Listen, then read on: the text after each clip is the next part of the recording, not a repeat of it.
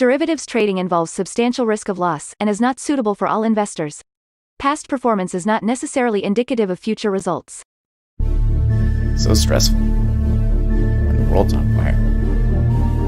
Good God. We can't look at this, guys.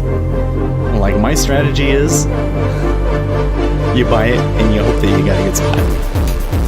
Yeah, but we all think you're crazy. You don't fight this. No way. The markets are freaking out and you don't think that anything is wrong? Come back tomorrow and I'll lose it all. Should be fun. Good morning, everybody. It is the third of August. I was thinking it was the first or the second. No, it's the third. So we got tons of news. Beginning of the month should be fun. Sorry, I'm a little late today, but my phone decided to upgrade itself in the middle of the night without telling me, so my alarm didn't go off. But that's okay. Let's go to the charts because we got some interesting things going on here. And remember yesterday, or excuse me, rather Friday, kind of had, we've had this down, and then on Friday we had a sell-off, and then it completely unwound at the end of the day. And now here, coming into Monday, we have markets once again moving up. So, in the meantime, the stimulus is still not anywhere close to a deal. And in fact, Donald Trump is talking about unilateral actions now. We are to unilateral actions. So it does not look good for the stimulus. Market doesn't seem to care. That, or they just think that it's going to happen one way. I don't know. My only conclusion is that it must not matter. But maybe I'm missing something. Anyways, back to the chart.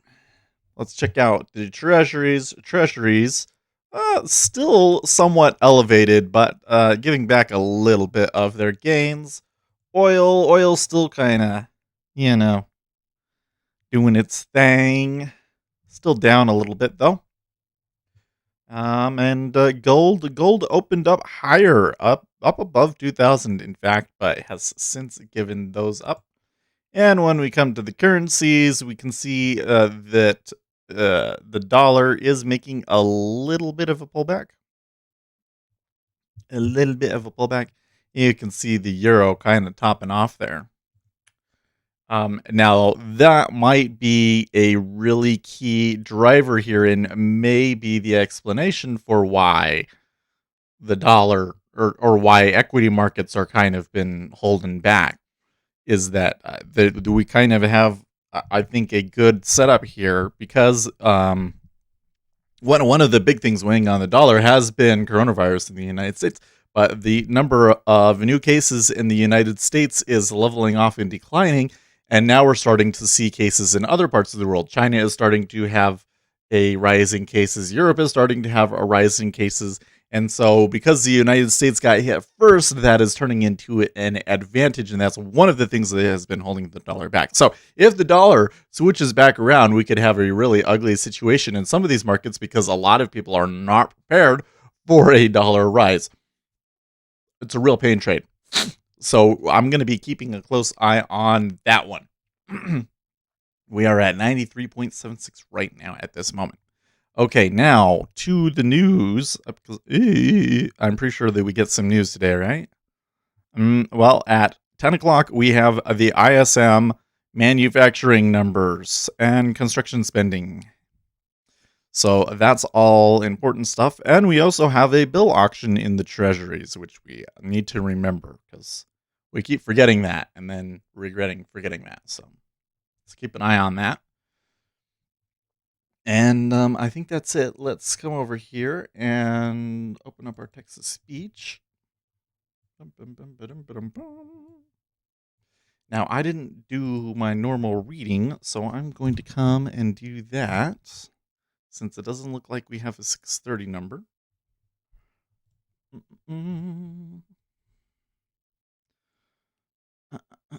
I'm just going to read it to myself. Major incident was declared in Greater Manchester, UK. Victoria's state of disaster, with the state capital of Melbourne to be subjected to tougher restrictions.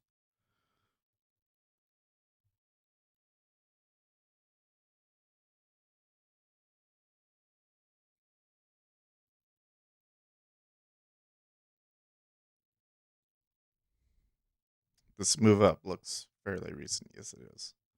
No, but it did open higher. I do recall that. This last move has been maybe the last 2 hours.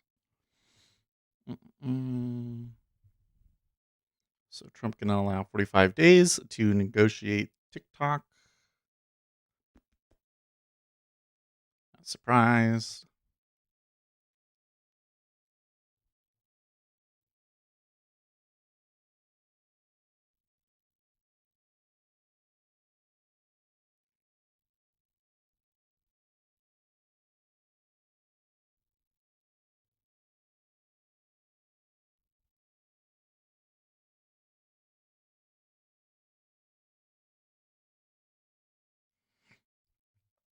Oh, Pelosi straight out suggested she doesn't have confidence in Dr. Burke's okay.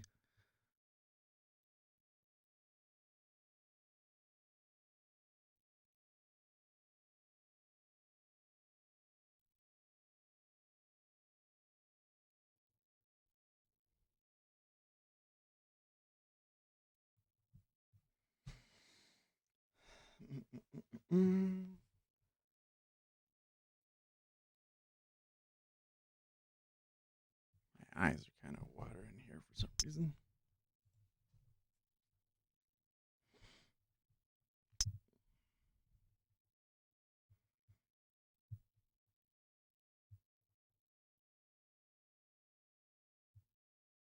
Oh, okay. So the European PMIs were all good. And Apple is doing well.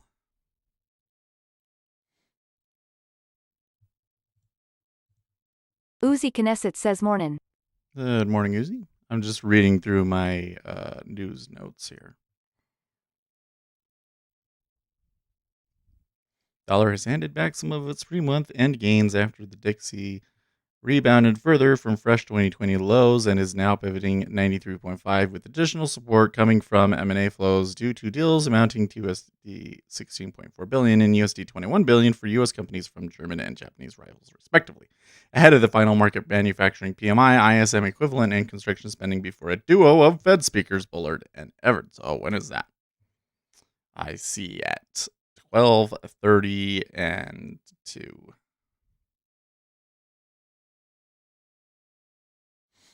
Uzi Knesset says oof, I feel like I was hit by a train. Spend the whole weekend outside workin'. I'm too fat for that tongue out.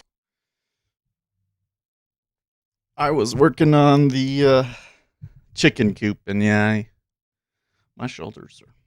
I don't know what it was that I was doing, but my shoulders are kind of sore. Fixed income core debt remains on the defensive after extending pullbacks from pre-month ends peaks to blah blah blah blah blah.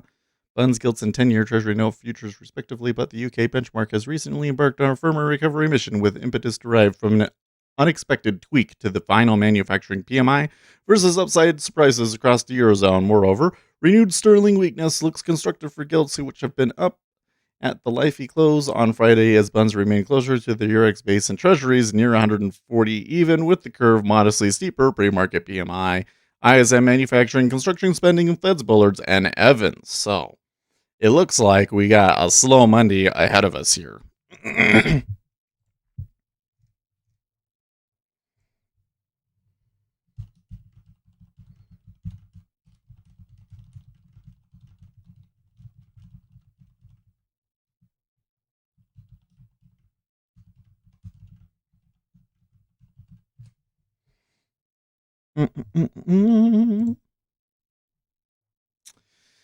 So yeah, the treasuries are kind of interesting. A little bit of a sell.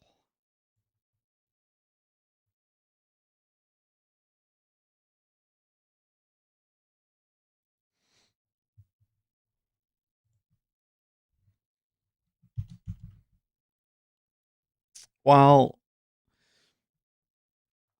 I think that treasuries would tend to be moving down, but I'm not so sure.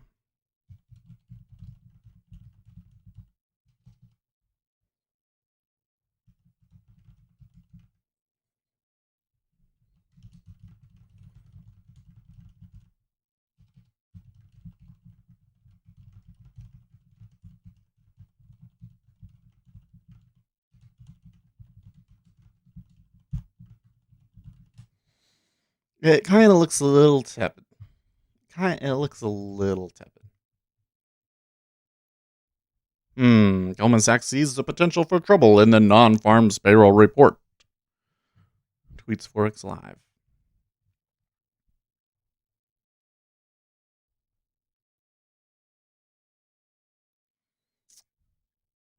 Oh, Kaplan is speaking on Bloomberg and says he still sees U.S. economy shrinking 4.5 to 5%.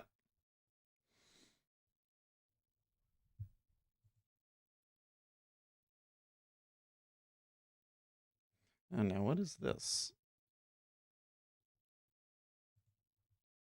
Uzi Knesset says I got this one 5-minute candle on ZB with a full point range at like 615. Pretty sure the tick replay on that chart is screwy haha. Oh yeah, I don't have that one. We did have a pretty solid down, with a good 16 ticks in the pre-market down, which is a lot in ZB, isn't it? Chart of the week.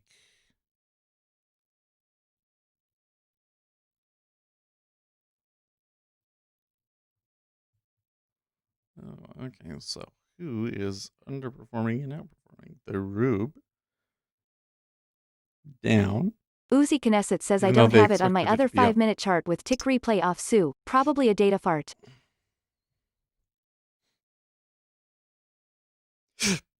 Nobody that was predicted to be down and was down.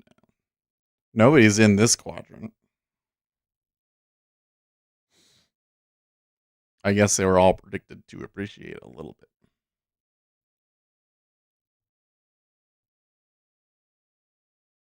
Great British Plan, Australian dollar, New Zealand dollar. But I think those ones are going to come back, right? Because they're having outbreaks now.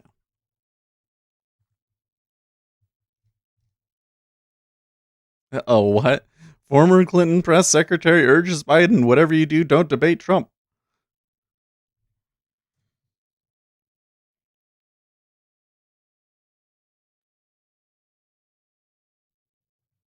This whole Trump debate thing is getting interesting to me.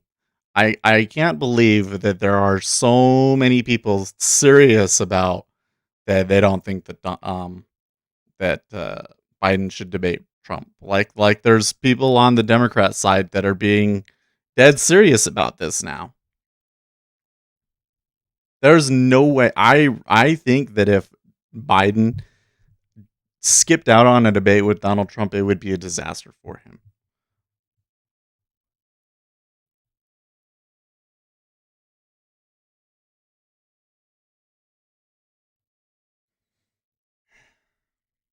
Man, a lot of people. I tweeted. There was this tweet the other day where they were talking about should you wear goggles, and I was like, well, there's a good case for masks, but the amount that goggles would reduce the spread, it would be trivial, and it's ridiculous that we're even talking about it. And I think these Uzi guys are Knesset getting says baited.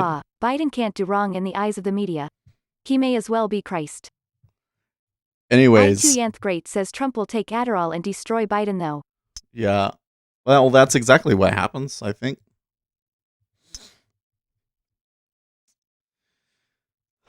I think it would really hurt. So Donald Trump is already recovering in the polling. So this is kind of one of the things we said is, what we're seeing in the polling is probably, the pendulum will start swinging the other way. And now it's starting to swing the other way.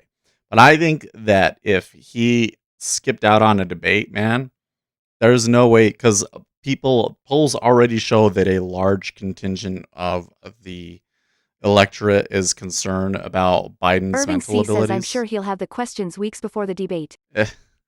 KR says the progressive media never liked Biden and still doesn't. if he skipped out on the debate, it would seal his fate on that, and I don't think that he would be able to overcome it. Anyways, I was talking about this thing on Twitter. It was all I said was, there's a case for masks because of the water droplets, but not for goggles and stuff. And I get all sorts of weird responses from that just makes zero sense. I'm a little concerned right now for the guys on the right because what I'm seeing is a lot of concern over things that either don't matter or are outright false. I just tell you right now, masks reduce the spread of coronavirus significantly. Okay. They can't 100% prevent it because it does appear to be airborne, but it will stop the water droplets, and that's the most significant way that it's spread. Okay. And they are all super concerned about proving that you don't have to wear a mask. This is not a smart electoral strategy. It just isn't. And when you go over there onto their forums, they're talking about bears and burritos. So they're all excited because there was somebody threw a shake at somebody and then he punched back or something, like he got assaulted and he fought back, and they're all excited about that video. It's not that good of a video. And this is what they're all excited about? Come on. Get back to working to win the election, dudes.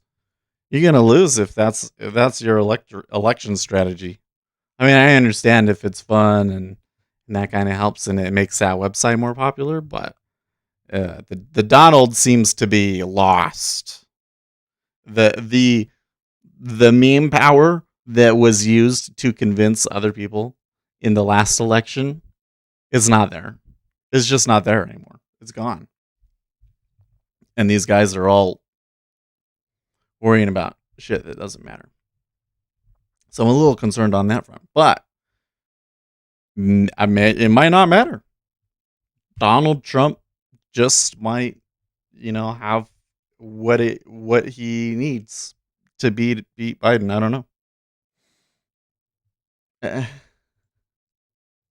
Uzi Knesset says just wear the masks. As COVID continues to spread, you'll be able to say that the masks didn't help. Sunday Driver says meme power is overrated. Irving C. says most in. KR says it's same as anti-vax. The right are not science people. They're money people. Well, I mean, here's the thing, though, is that I felt for a long time, there's the treasuries ticking down to a nil low, by the way. I felt that one of the advantages that the right had on the left last election was that they had logical arguments that the left just couldn't compete with, because in so many cases, the left is literally fighting against reality. So let me give you an example. There's a really good article that I would highly encourage you to read out there called The Woke Doesn't Want to Debate You, and Here's Why. And so we're not necessarily talking about the left. We're talking about the woke left, I guess. But I think that the woke contingent of the political spectrum, I think, has to be thought of as a completely separate entity from the left, because there is nothing liberal about it. Hold on, Kaplan is saying something more. Yeah, there's nothing liberal about it. And this guy kind of goes down through their beliefs and kind of points out how even though there's nothing in there that explicitly says don't argue with people on the right, their beliefs are as such that basically they're not going to do it. And one of the arguments that he was making was that they believe that all of these things, they believe that the system is systemically against minorities, and so that even includes debate. So they believe that the debate is something that is intentionally skewed towards white supremacy is essentially. So basically, they think that logic and reason disfavors them. right?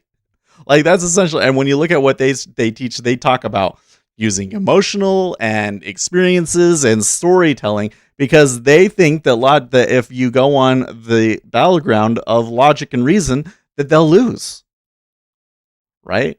And I think that is a lot of what happened in the last election was that a lot of people on the left tried to use purely emotional arguments, and the people on the right didn't, and the left just couldn't compete in that environment because too much of what they were saying just made sense, right? All of a sudden, everybody realized that, oh, hey, yeah, you know what?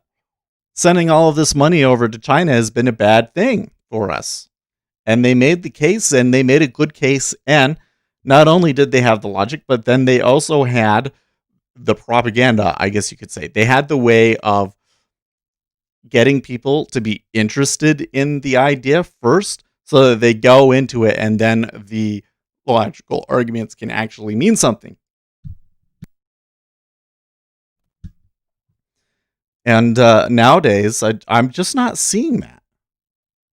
It's like, I don't know, man. Like, I think that the right has a very, very easy argument to be made here right now, right? That the people on the left are becoming lawless for no reason, and that they are literally trying to destroy the system. Like, when you look at the woke, they think that the system is rotten to the core. It needs to be overthrown. It is 100% a Marxist revolution, even though a lot of the guys that are woke and support that don't explicitly realize that. That is what it is. This is an easy thing to argue against. And I don't see the right doing it. Or here's another example. Let me give you another example. We don't have a stimulus. The stimulus did not get passed, and it is 100% Nancy Pelosi's fault. Like there is literally no other way that you can spin this. The Trump administration gave them four separate bills, 4 separate proposals to try and get a stimulus passed. One of the things that they pushed out was Morawski, Romney, and Collins, I think it was, put a bill together that just extended the benefits for a week. Just for a week for them to negotiate it. And the Democrats struck it down. The reason that the stimulus that the enhanced unemployment benefits has lapsed is because of the Democrat Party. No question about it. And guess what? Nobody on the right cares. No, you go on, like, that should be the number one story. You go to all of the right-wing blogs. You go to the Donald, Red State, Hot Air, all of these different places. None of them are talking about it. Dude, Democrats just made an election swinging mistake and you're out in la-la land. Come on. Beat them. Make them own it. Beat them over the head with it. They just screwed over millions of Americans. And what are the Republicans doing? I don't get it at all. Well, I guess the Republicans didn't really want the stimulus in the first place, right? They don't like the enhanced on it because some people are making more money than when they work. So I guess they're okay with it lapsing, but still, it's still something you can beat them over the head with. Come on. I don't know what they're doing. You think it's Trump? I2 Yanth Great says it's all about the Electoral College. Maybe. Michigan, Florida, Arizona. I2 Yanth Great says people won't understand it's Pelosi fault. Good tear play TBH. Sunday Driver says this is Trump's failing. He must be distracted. I don't know. It makes no sense to me. Donald Trump tweeted about it. It's like the people on the right don't care. Uzi Knesset says you ever seen I've debates. never seen that. The standards for it are so low, it may as well be children with Tourette's. So, I don't know. Maybe it's just it'll get better going into the election, but it's kind of weird to me. I see both sides making significant mistakes. And nobody cares. This is so weird. You know what? The kids were watching videos on my computer, and it seems to me that they touched stuff. They must have touched the screens or something, because it just doesn't seem quite right to me. What's Donald Trump tweeting here? My visits last week to Texas and Florida had massive numbers of cheering people gathered along the roads and highways. Thousands and thousands, even bigger than the crowds of 2016, saw no Biden supporters. And yet some of the fake news said it was an equal number. Sad. Yeah, that's no. Biden hasn't even been in public, has he? I2 Great says yeah, Trump has really got fucked by corona. People don't care whose fault it is more, they just want it fixed.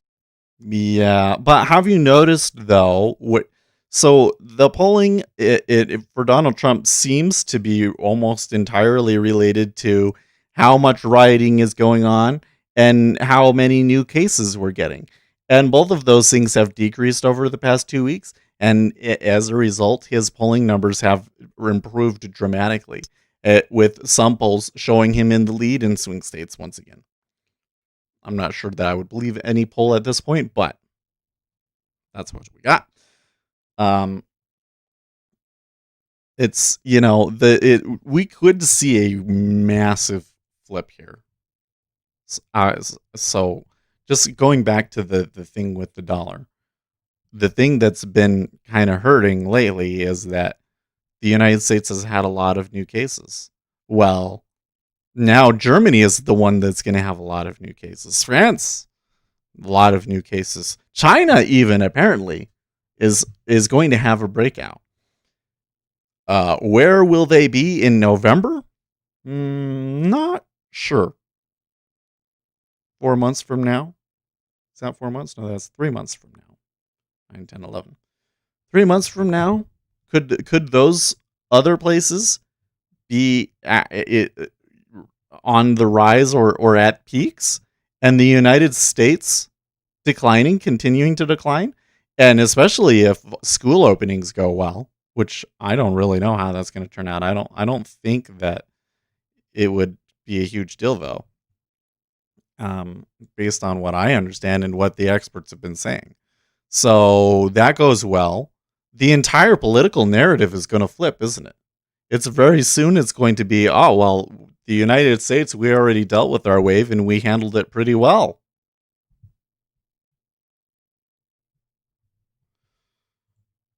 Uzi Knesset says Uganda, where HCQ is routinely used to prevent malaria. Less than 2,000 COVID cases, 4 deaths, 88% recovery rate. Yeah, that one is... I've seen a lot of stuff about the hydrochloroquine. I posted this on my... I should be posting this stuff on my Speculator Seth YouTube page in addition to my Facebook... Sorry, my Speculator Seth Facebook page in addition to my regular Facebook. So I'll go and post some of these links, all right? Because I've been trying to... A lot of stuff that I post on my personal Facebook is really just so that I'll remember it, but also to try and make the case to some of the people on my Facebook page. But I read this thing on Medium where this guy went through the whole hydrochloroquine saga, and it was a long read. This guy had 54 articles about it. It was nuts. And it was incredibly interesting because he showed how there was a lot of studies that made a pretty good case that it helped. And in particular, that if you started taking it earlier, that it almost, that it significantly reduced the chances of death. And then they were showing really effectively how all of the countries that were using hydrochloroquine had lower death rates. It was, but not only that, but he literally went through everything. It was every study that's come out, every news story that's come out, every time that something has happened with hydrochloroquine, this guy on Medium posted something about it. And so he was also able to make an effective case as to the mass hysteria around it and how it's basically been the victim of a disinformation campaign because of Donald Trump and for him, because he's from Brazil, Bolsonaro, or however you say his name. Uzi Knesset says funny how Right. last year, if you told someone that pharmaceutical companies were suppressing a low-cost treatment so they could bilk government dollars developing more expensive treatments, everyone would. Uzi Knesset says believe you. Well, I don't necessarily see a whole lot of people arguing about hydrochloroquine in particular. The people on the right care about it, and the people on the left are clueless as to what's going on with that, I think.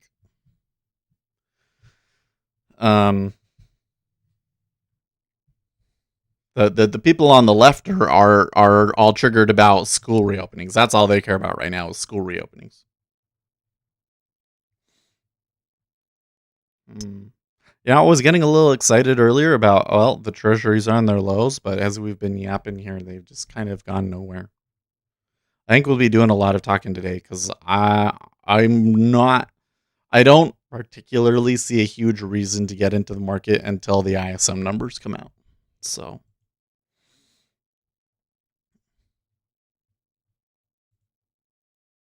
Gary Rich says is this a trading channel or exchanging how to paint each other's toenails, makeup tips and do each other's hair? no, I mean, is that what you want us to do, Gary? Because I don't know. We could go into how to do your hair. I would be a great candidate for that, right?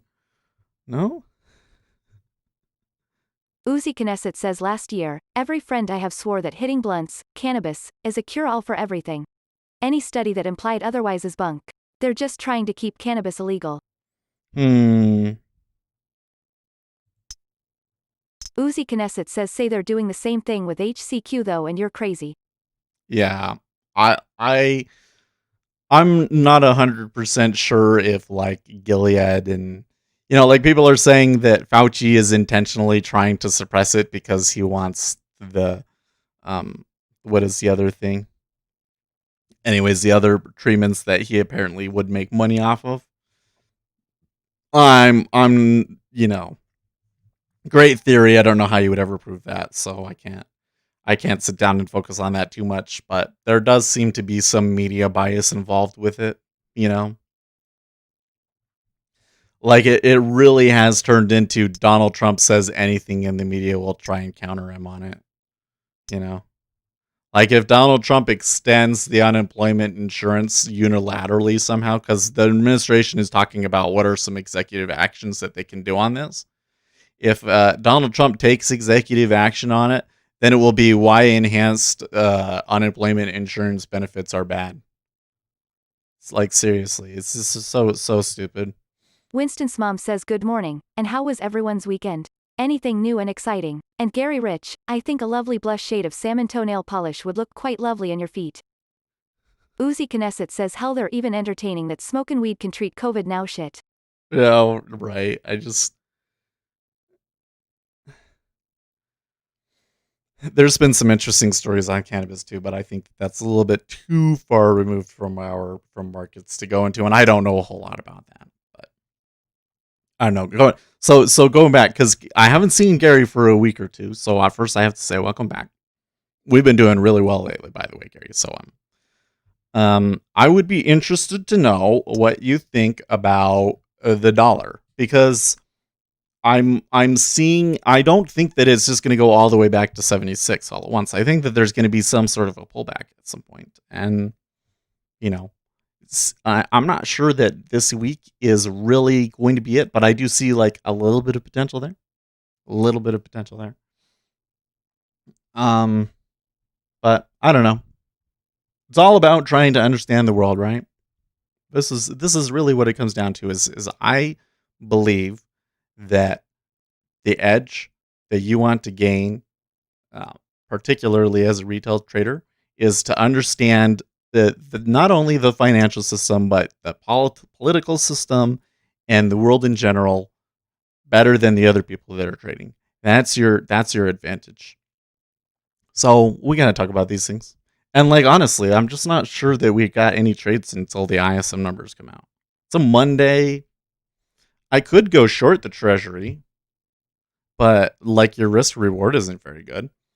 And right now the momentum is in favor of longs over in the E-mini, but I'm kind of a little uncertain, well, they got good ISM numbers from Europe and stuff. Is that really like? Uh, I don't think that that's a solid basis for a trade. So I think we should just kind of sit here unless we start to see something in the treasury that gets us excited, right? I will say that the downside in the 10-year in particular looks like they've extended a little bit too far. So we could maybe reverse this.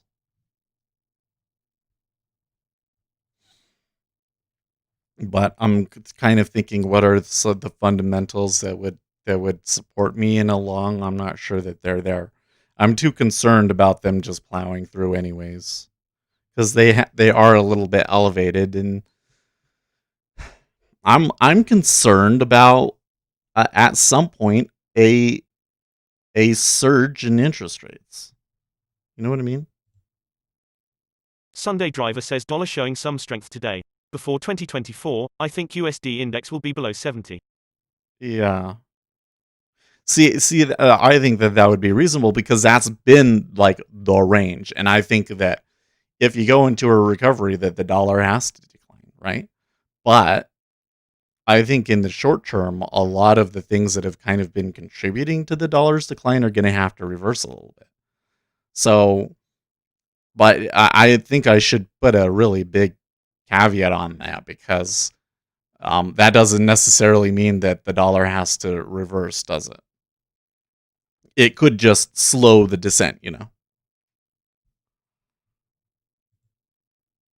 Sunday Driver says Fed has said they won't raise rates. Fed has said that they aren't even thinking about raising rates. Well, yeah. Have you heard all of this stuff about how the Federal Reserve basically wants to be able to inject cash into households directly? Like, some of the stuff that I'm hearing about what the Federal Reserve wants to do sounds a little crazy to me.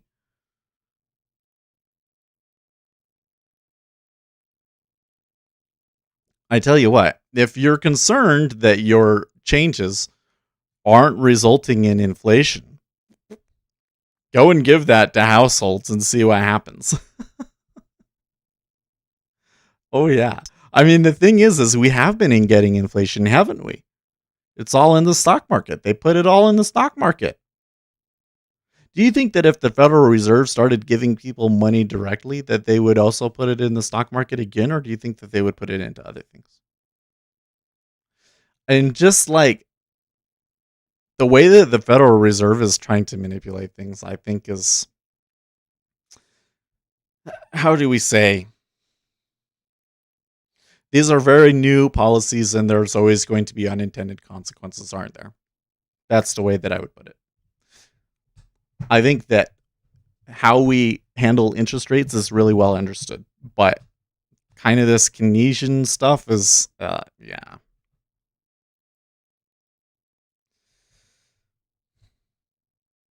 Sunday Driver says I heard that. I'm telling you that they're going to eventually go to MMT.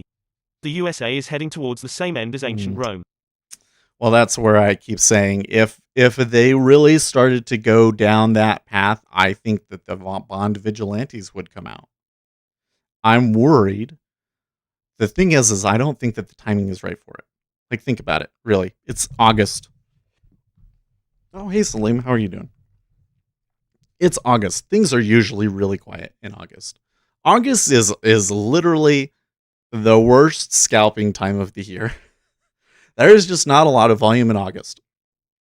Now, when we come back, September, October, those are seasonally the worst times of the year for equities. When we have really bad downturns, they usually occur in September, October. So, if you were a bear or you were somebody looking to move interest rates, why would you do it now? The timing is just not quite right. I think we do still, that was one thing that I didn't look at was earnings. Let's come and look at earnings really quick.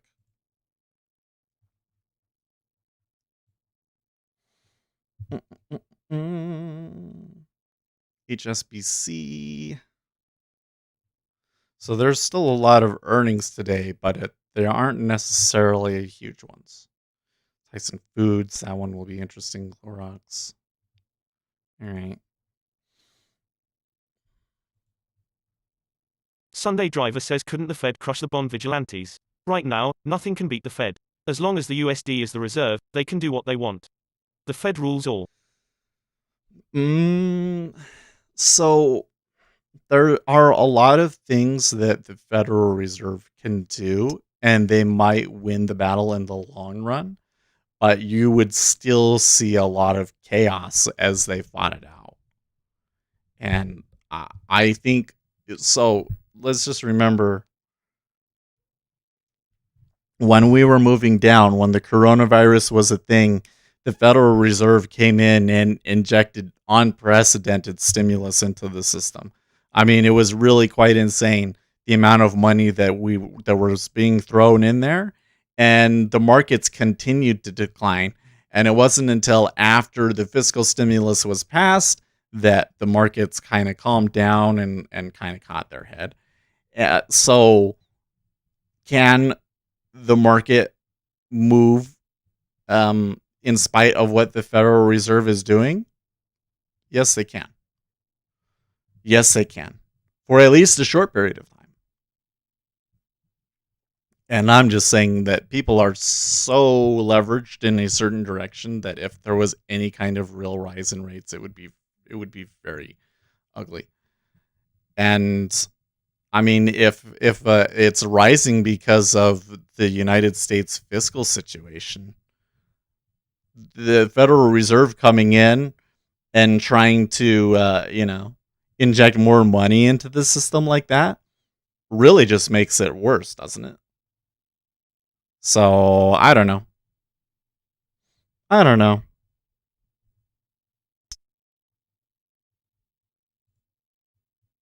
Sunday Driver says I think a lot of people would pay debt and others would buy things. If I got a fat check from the Fed, I'd buy another gun. Gary Rich says the real risk in the next 24 months is companies suspending or cutting their dividends. It's about preserving cash. Okay, so that's an interesting thought. Although most of the companies have been talking about dividends on their earnings call and seem to think that they're going to be able to hold them. No, I have been noticing that. But there's a lot of other things that would be similar to that we could be concerned about for sure, isn't there, Gary?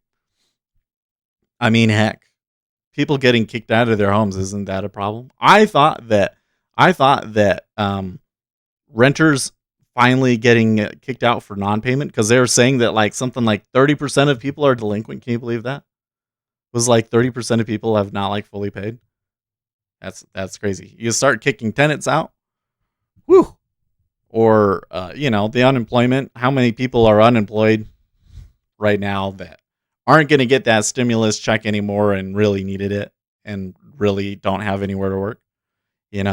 But the market doesn't seem to care about that. The market just doesn't seem to care about that.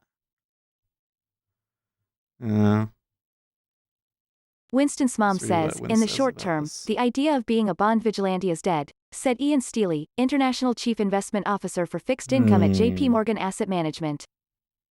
Winston's mom says, there's going to be massive support for bond markets from central banks for the foreseeable future. You don't want to fight that, so we're happy to own long-dated government bonds. Well, so here's another aspect to this. They don't want you in the bonds.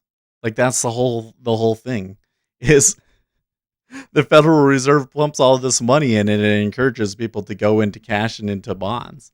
But then that's not what they want. They want it to go to the markets and eventually make it into people's pockets. And that's not happening. So there's also could be the case that they kind of have to let the rates rise a little bit. Yeah, I don't know.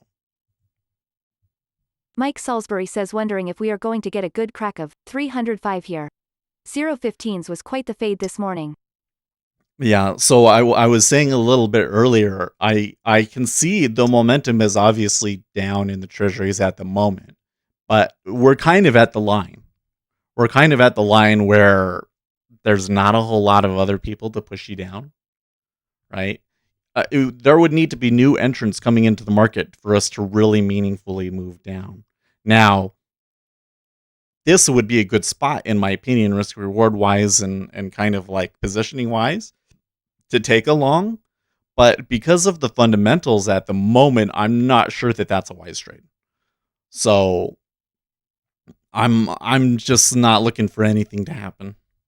Not until the ISM numbers are out later. I'm just not so sure the timing right now really makes sense to be putting risk on. And you can kind of see that in the treasuries, right? Like it's slow. It's really slow right now. Mm-mm. Sunday Driver says the number of people behind on rent is so high that you can't really kick them out. There is no one to fill their spot. Yeah, you think that a lot of landlords just won't do it? That's a possibility. How many ticks are you looking for? Well, that's going to be very dependent on a lot of things. I'm looking for it to go to a space, and that's how I base it. So it's going to be different every time, but you never know. Now I just feel like that everything is off a little bit. Maybe I'm just being OCD. Gary Rich says just wait 3rd QTR 2021 it will hit. More and more Chapter 11 filings grows. No rate hikes by Fed till December 2022. Mike Salisbury says I've heard it was about 20 to 30% of people where I am, DT Vancouver, not paying rent. Whoa. Mike Salisbury says there is a Facebook group advocating not paying rent, pretty insane. Okay, so they finally took it at 29.5 and they did it all at once. All three of them ticked down all at once.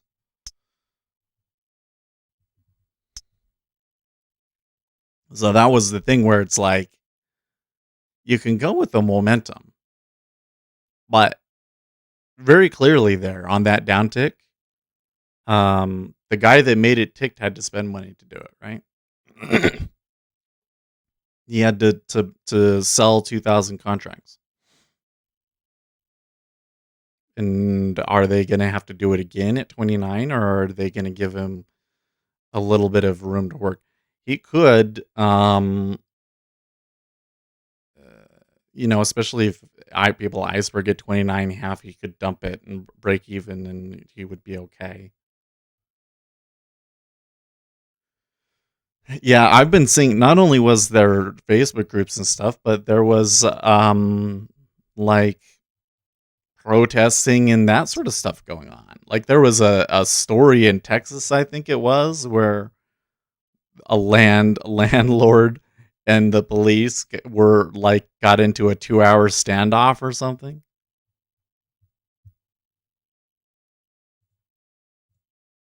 Winston's mom says this morning I was shopping for washable puppy pads. My ferrets use puppy pads most of the time, lol, and I thought of your wife and her crafting business. Disposable pads get expensive wastefulness. Sunday Driver says there is no denying it. A derivation of Yang bucks is coming. I have no doubt but that global inflation is coming. Weimar on a global scale. Billions of people will lose their spending power. See, that's the thing though, is like they did the direct payments. I mean, come on. Is that really that effective? Doesn't seem like it is. It seems to me like when the government puts that money in, that you almost immediately want to save it because there's going to be inflation. I don't know.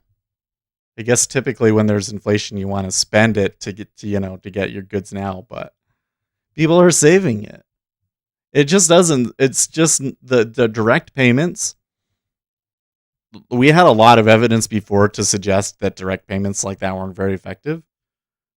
We'll see what the data comes out if people do some studies about this over the next few years, but I think that it's going to show that it's not very effective.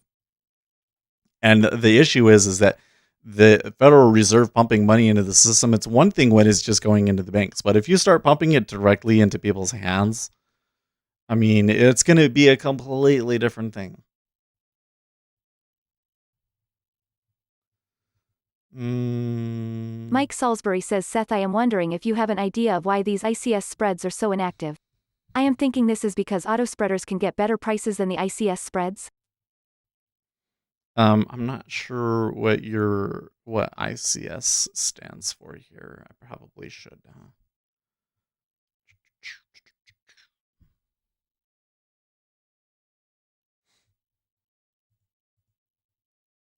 Uzi Knesset says all over a virus that's killed less than 0.01% of the global population with a 98% chance of survival. Lol.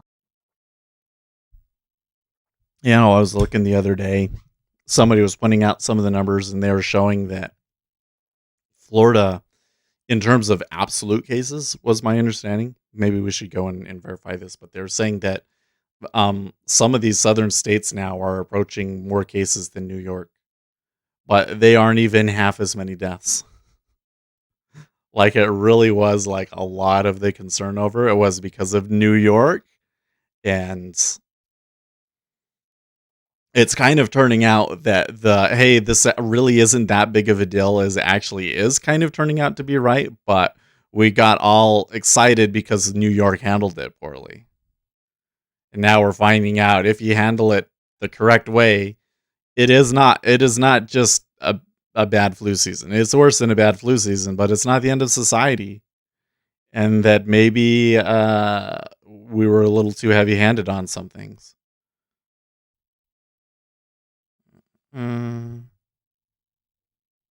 People will do what they need with it. No, I mean, there's always consequences, man. I'm sorry, you can't just continually print money and then give it directly in the. If you start giving it directly to people, all of a sudden they realize what's going on, and yeah, things are going to get more. So you're going to get inflation. They want inflation, but you're going to get more than your 2% target very easily. I just don't think that they can handle it. And especially if we're talking about the near-term scenarios that we're talking about, like a rise in interest rates in September, a rise in the dollar. Well, I guess if it's the rise in the dollar, then maybe printing out some of that money would help on that front. But there's a lot of talk about things, and everybody gets all uppity about it, and then it never happens, you know. There would be too many. I mean, the banks own the Federal Reserve, right? There would be a lot of people on the board that would start to say, "Hey, can't just do this stuff." You would need the right conditions to do it.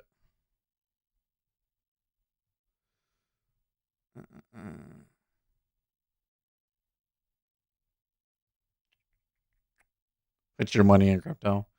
Well, crypto has been doing well, but I'm really concerned about cryptocurrencies too. Did you see this move over the weekend where like they were pushing 2000 and then somebody came and slammed it down? Is that really where you want your money? They're pushing you into very risky assets. Who said, "No, I didn't say that they were going to raise rates, but the market will raise rates."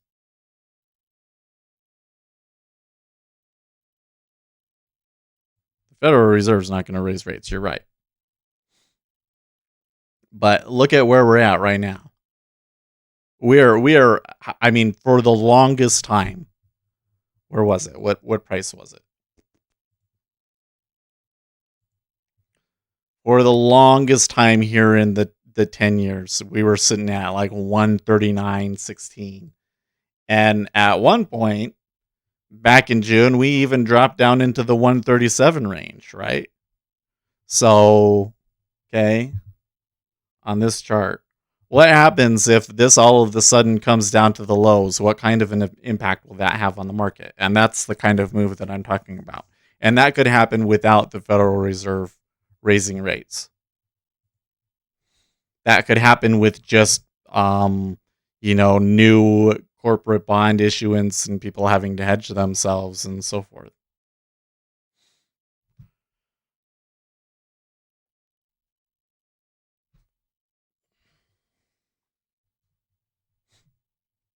That's I think the first near term concern.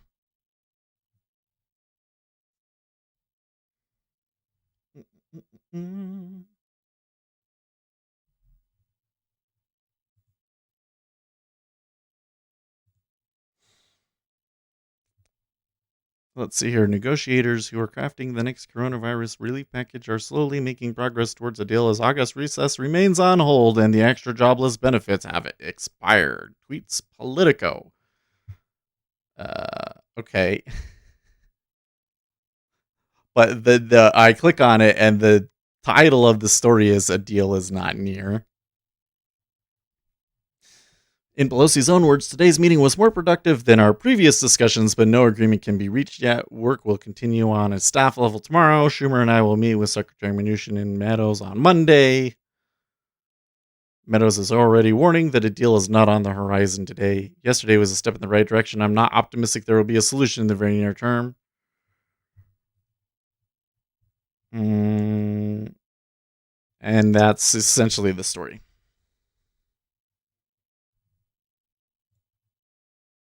Mike Salisbury says when I looked up the Eurodollar term structure months ago it was indicating VA overnight rates 2 years out. I could have sworn. Last I checked this was not the case anymore. Nothing priced below 0%. All right. Well, because there was a period there where people were speculating about negative interest rates and almost trying to force the Federal Reserve to do it, but that they I mean, I remember you guys would ask me that almost every stream. They're going to do negative rates, and they're going to have to do negative rates. And then the Federal Reserve started coming out and saying, "No, we're definitely for sure not going to do that." And then they finally gave up on it.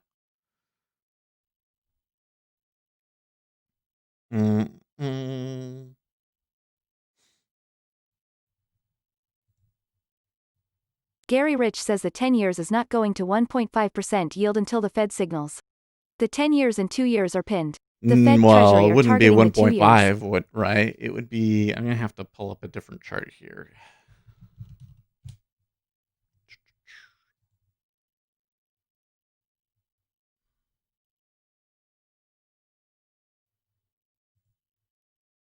Mike Salisbury says okay yes, I did not follow that close enough.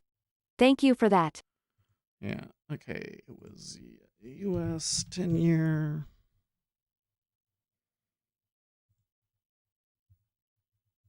There we go. Okay. So we're at like 0.56. At some points, we've been at 0.542 lately. And I'm talking about getting to like, oh no, it'd have to be further back than that.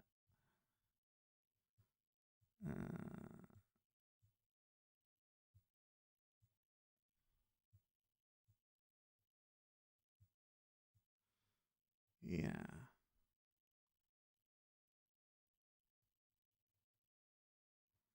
I'm talking about us just going back to something like 0.6, 0.7. That's still what is it? 20 basis point rise or something like that, right? That's what I'm talking about. What if there was a 20 basis point rise?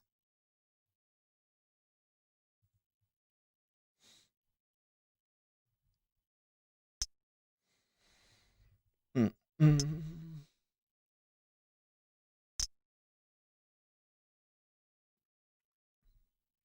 A little bit of a sell there in the E-mini with some clicking.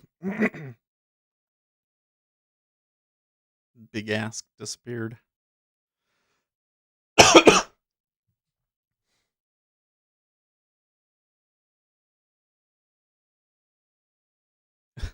What? Sunday Driver says are you woke enough? Chicago leaders are calling for an end to history classes. That's crazy. Mike Salisbury says Seth have you ever tried trading any of the other 10 years? Such a buns. Yeah, so I don't really get Eurex data, so I couldn't try trading the bund, fortunately. I bet you I wouldn't get gilts either. I would have to pay for, like, this is the problem right now. It's like the data is not cheap. Well, it's not expensive, but it's big. It used to be that it was trivial. Now that it's basically double what it was, it's not trivial for me anymore. And so for me to try and add a bunch of other markets on top of that I just don't trade anyways, it's not gonna happen. Oh, I don't know about that. Mike Salisbury says Eurex is quite an expensive feed, isn't it? 100 euros. Let's look. Let's see what I have available to me.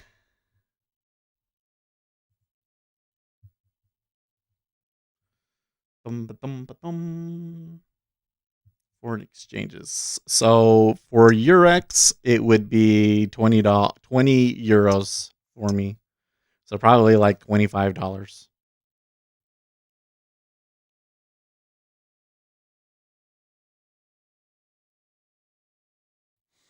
And mind you, we're talking about getting the Rhythmic API. So that's another $20.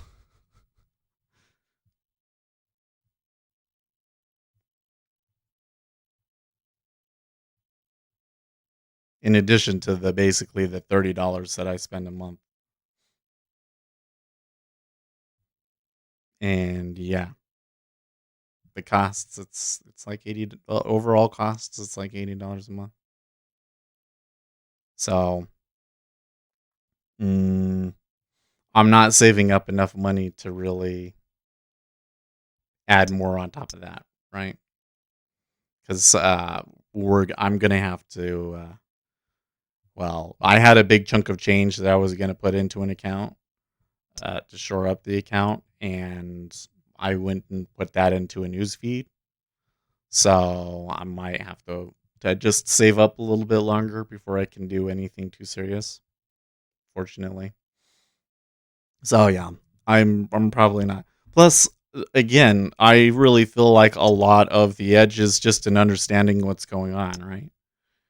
Understanding why things are moving and where the money is going from and to, and what the political situations are, and just things that a lot of the retail traders just frankly don't understand. And if I'm going into, a European product, I don't understand as much about European products, so it's going to be a lot harder for me to develop an edge over there.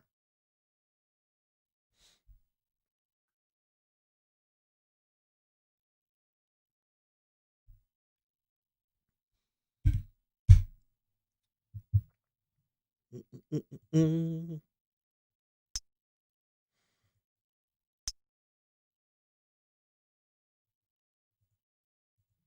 Mike Salisbury says okay, not bad. I have never watched Buns, too early for me. Yeah, I mean, honestly, I think you should just trade the interest rate product that is appropriate for your time frame, right?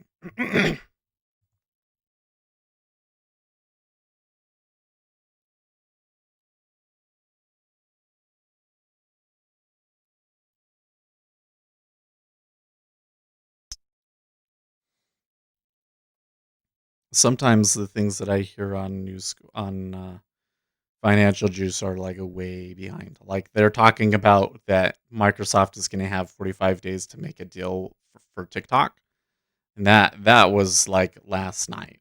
That's old news.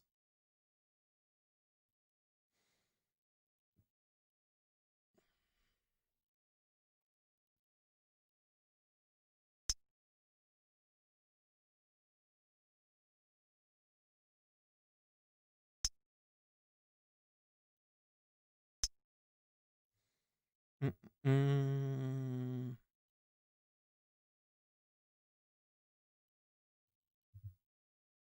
Kind of, I'm reading through my tweets here. Iran cover up of coronavirus deaths revealed by data leak. Oh, that's interesting.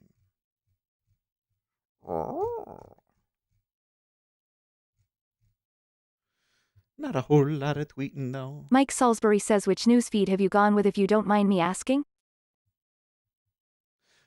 So Financial Juice is doing a deal right now where if you pay $700 and you'll get their news feed for life. So I think that right now, if you go to Financial Juice and you log in, that it will give you access to the feed, but I think that's a temporary thing. So they're gonna have a service that's gonna be $70 a month, essentially. But if you pay $700 right now, you will get free access for life. And I said, well, okay, first of all, I need a news feed, and you know what? Listening to them has helped. And two, um, that's a good deal. And three, that's something that I really support. Like, I think that Irving C. traders says should Jigsaw News incorporate Service is pretty news. good. I think that traders should incorporate more news into their trading, and that from the surveys that I've taken and the stuff that I'm looking at, that is one of the places where retail trading is woefully inadequate. And it seems that the one of the main reasons why is because the cost of getting real good news data is just too high for them. So these are, to become a founding member to me was like, this is something that I should support. So I got into it. So yeah, I spent the $700 on Financial Juice Pro. So that's why I was just complaining. Sometimes I will get headlines from them that seem late, but on the things that I really really care about, like the ones where like the market just takes off, they always know what's going on, and they know the numbers and all that. So they've been good, and I'm sure that they'll improve as time goes on. They're not going to be as good as Rand Squawk, of course, but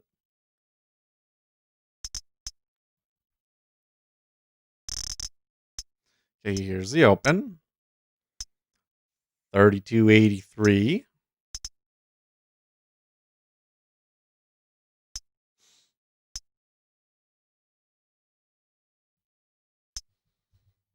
Kind of looking over here. I'm going to adjust things. So they look a little overbought to me in the E-mini. So I see a little bit of a possibility. I might want to take a trade here. Yeah, I don't know if that's a good spot. That sucks. Should have taken that earlier. Sunday driver says fuck Zoom. Don't like Zoom, huh? We've had to move over to Microsoft Teams, and they've been okay. Actually, I'd say Microsoft Teams has been better than Zoom.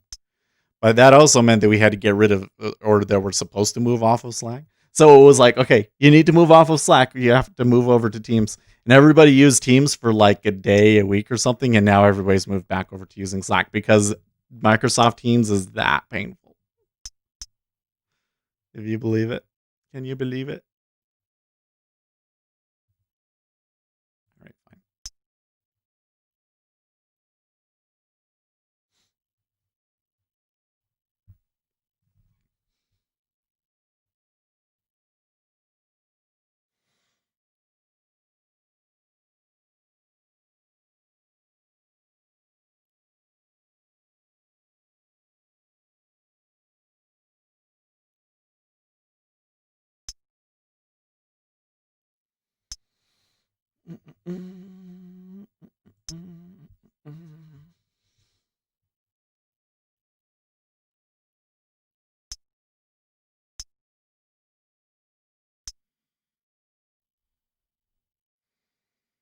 Oh, Verizon gets rights for 5G global roaming service.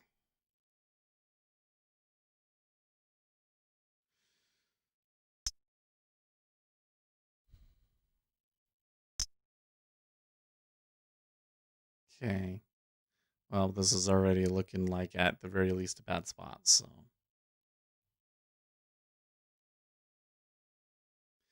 That's okay.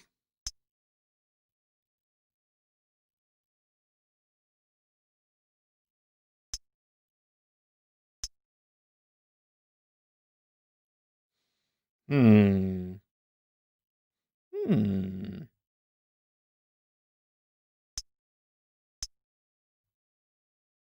I'm very tempted to try and reposition myself here, but I don't think it's worth the risk.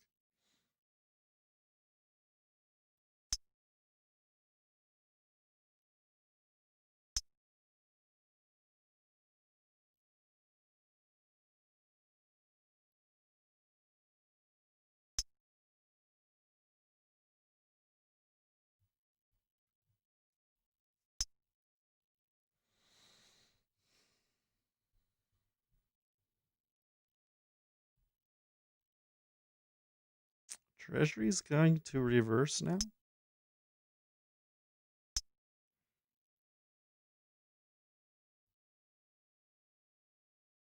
Sure seems like a possibility. I'm mostly reading positioning, though. Positioning and just the opening drive from the E-mini could drive this.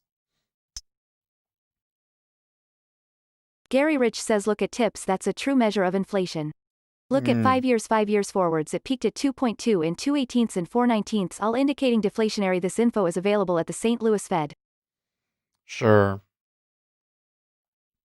I guess the question is, if we started giving money directly to people, how much money giving directly to people would it be required to hit their 2% inflation target?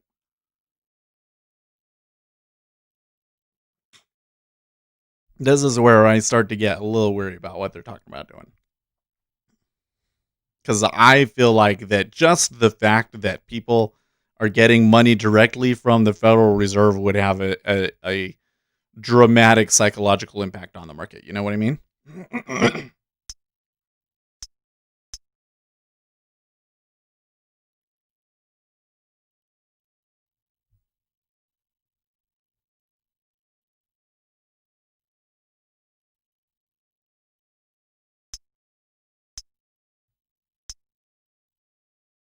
Okay.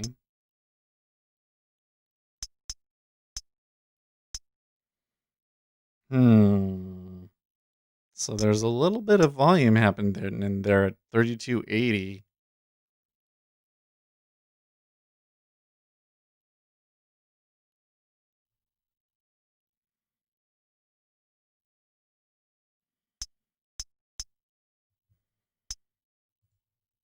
Why are they? Oh, one of these PMI numbers comes out at 9:45. I didn't realize that.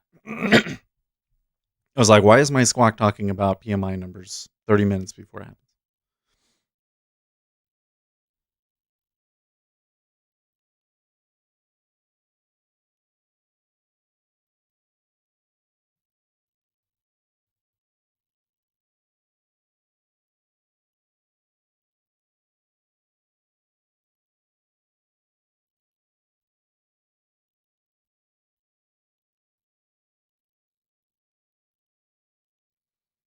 Well, overall net so far it has been a sell, but the sellers haven't gotten too far.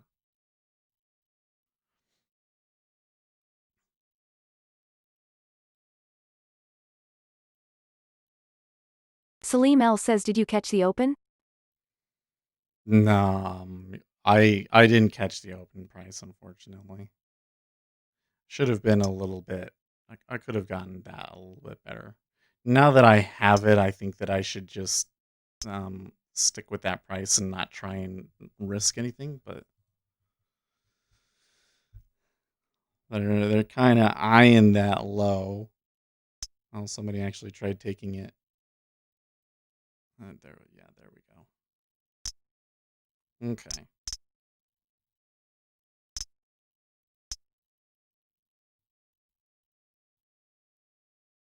Gary Rich says it won't affect inflation by giving people money. Inflation grows by M1, M2 in velocity. Most people will pay off debt or save it. That's not inflation. Okay, you might be right, Gary. You might be right.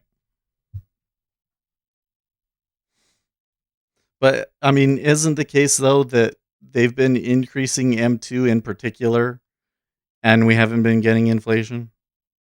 I think it's more than that, right? Because I feel that the reason that I guess I guess I should like back up. The running theory I've had is that the reason that a lot of the Federal Reserve actions aren't creating inflation is because it's not getting into the hands of regular people, and that's when you start to get inflation. Well, that's a theory, and a controversial one at that, right? Because I think that the conventional wisdom is just that there's so many deflationary factors out there that it cancels out any inflation that we're getting, right? So for my theory, if they started giving it to people directly, then you should start to see an uptick in inflation. And the concern that I have is that the impact of giving it to the people directly would have a multiplier effect on the inflation. Because it seems to me that what really causes inflation is when regular people are getting the money and wages are increasing, and then you get this RJ Wheel spiral. says agree, Gary. This money goes sideways. But could people use it to pay off debt or save it? That might be the case. I mean, I think that that's as legitimate of a theory as my theory. And Gary seems to be more knowledgeable about this sort of thing than me, so. But I guess they're not doing it yet, so we don't know how realistic of a possibility this all really is.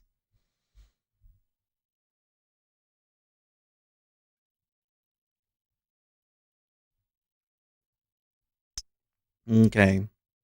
So they're there at the lows. They're kind of being a little flaky about if they're going to go lower, but usually there you go. There you go. I was going to say there's probably a little bit more pressure left.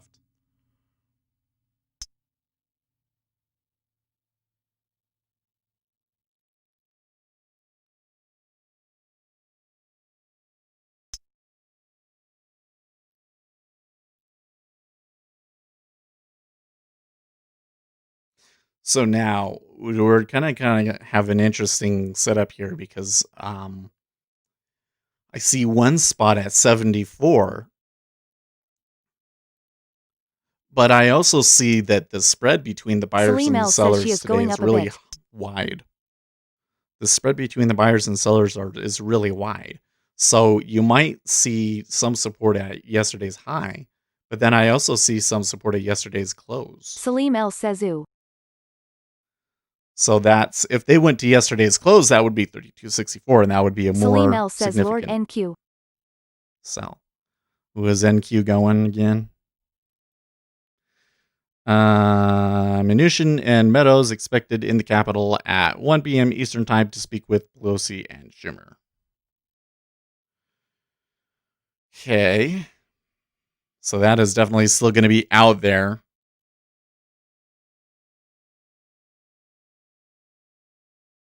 The market must be confident that the stimulus is going to come through anyways, even if it's delayed.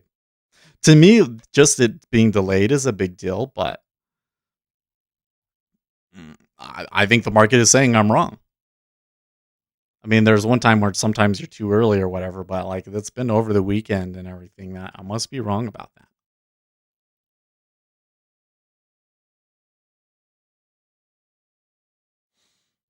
Okay, so the E-mini did push lower and is now kind of in a more of a standard pullback of sorts back to the scene of the crime.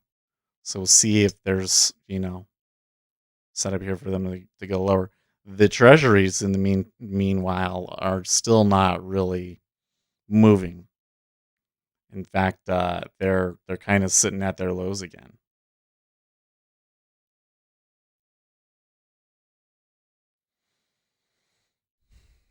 Up to 30% of independent schools in Britain could go bust in the next couple of years. Interesting.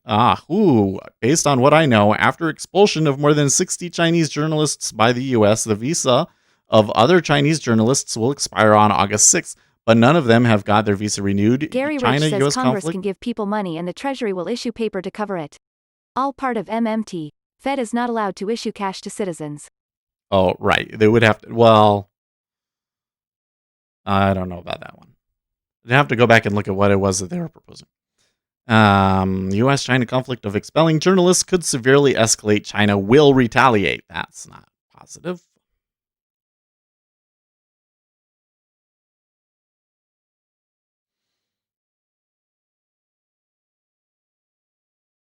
Hmm.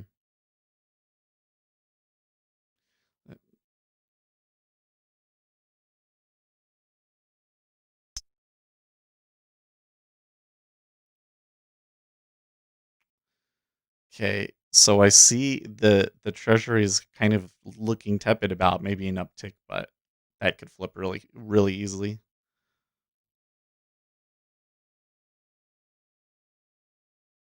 They seem a little bit more serious about it though, just a little. Oh, it's 15 versus 14 now. Ah, it does uptick. There you go. It upticks, but it doesn't hold it. Only 123 trying to bid it at 29.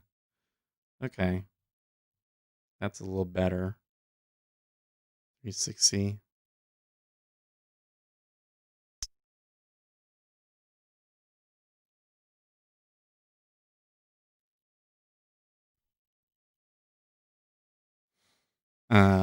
It looks like there's actually probably more buyers in there than you'd think.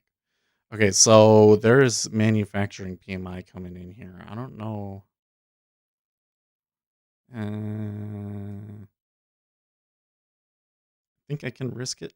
This is a bit of a. This kind of turns what was a good positioning trade though into a little bit of a gamble, doesn't it?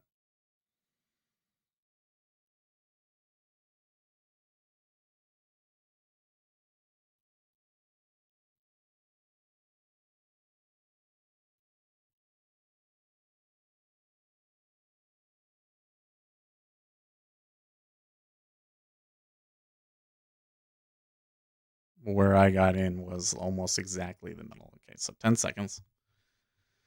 Looking for 51 spot 3. Okay,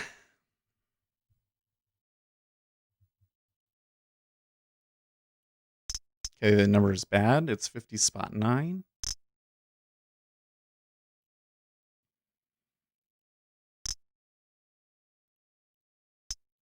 $50 spot 9 versus an estimated 51 spot 3.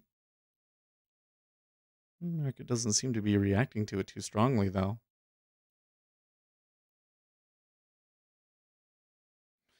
Almost seems like the momentum is trying to fight the economic release. It's 50 spot 9 versus 51 spot 3, so that's not like a huge miss.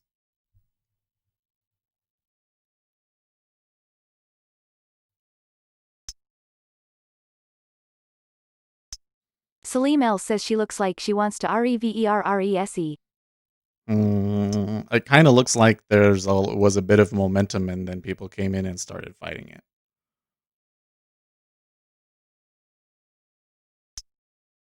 See how it kind of slowed down right there, and then maybe now they'll turn down harder.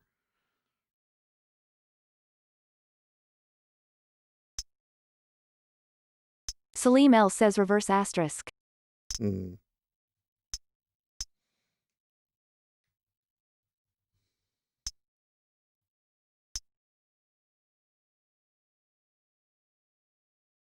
Getting Gary a Rich couple of says be clicks very here too, careful huh? when looking at PMI, CPI, etc. It fell to a low base. The natural rise looks bullish or hopeful. It might be a trap. The markets are so dislocated now. Well, let's see here. We had some inflation data on Friday, didn't we? I don't remember what the result of it was. It seemed like it ended up being not a significant factor of the day's action.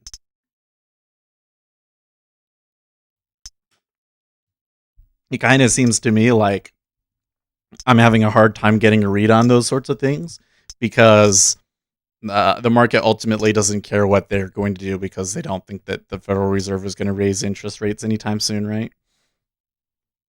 As long as you don't get like some massively huge unprecedented number all of a sudden, indicating hyperinflation, then everybody's just going to continue on the path that they're on.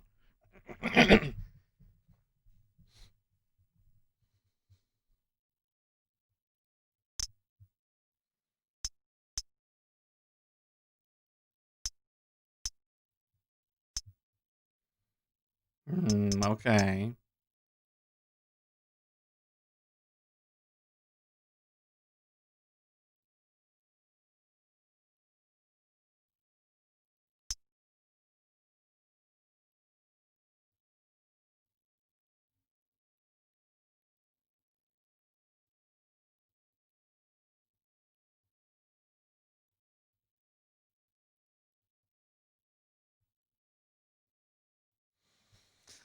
Well, we got 10 minutes to the ISM manufacturing PMI, which is the numbers that we're really interested in. Salim L says there you go. You know, if these PMIs end up, if these Salim L ISMs, says NQ. ISM ends up being negative after the European ones were positive, that's going to be pretty ugly.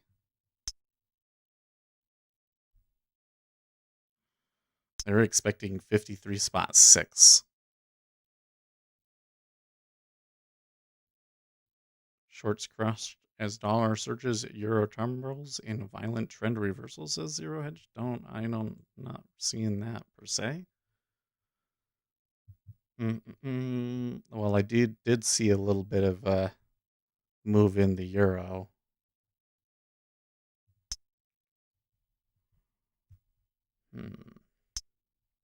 The shorting of the dollar accelerated last week with Goldman's FX strategists noting that in the week ending July 28th, non-commercial traders net sold $5.2 billion, following net sales of $2.2 billion the previous week. Currently, they are net short $24.5 billion. Both asset managers and leveraged funds contributed to the net sales of dollars. At the same time, asset managers sold $6.3 billion, primarily against net purchases of the euro, the Japanese yen, and the Great British pound.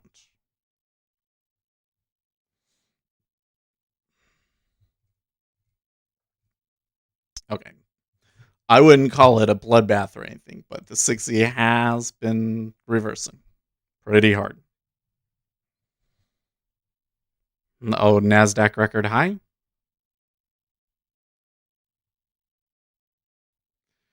Right.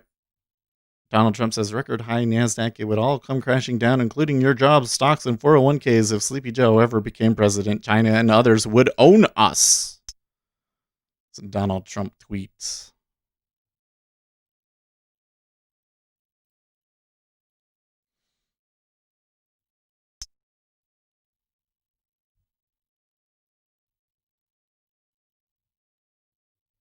So I'm just watching the E-mini here, and it seems like quite a bit of a tug of war, don't you think? Rand Squawk says Trump definitely ticking all the boxes with this tweet. One for the greatest hits. Isn't that like almost an exact retweet of something that he's said like 20 times before?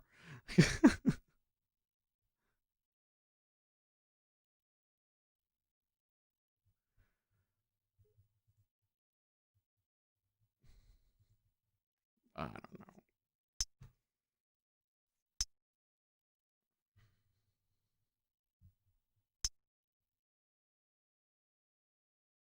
I keep seeing these Venn diagrams about what people believe about coronavirus and things like that. But I just haven't seen one that matches me. While this is going on to try and distract me because I'm like feeling nervous. Let's draw a Venn diagram for how I feel about it, okay? COVID is real. Okay. And then we're going to have one over here is a you should wear a mask. No. Let's do it like masks work. Masks work. Okay. And then I think there's a third one, which is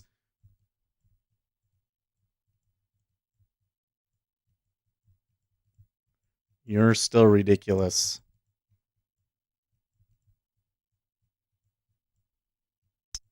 Did I spell that correctly? And this is me right there. That's how I feel about it.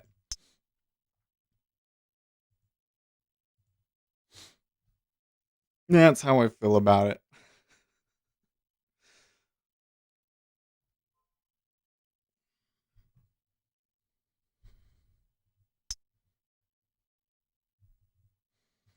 By the way, we should change the title of today's stream to be, I guess we don't Salim L need says stimulus. AHHAHAHAH.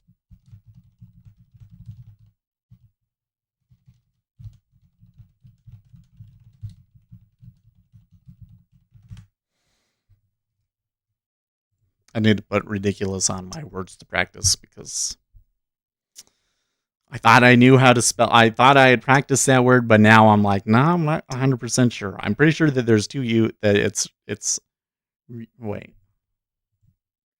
Ridiculous.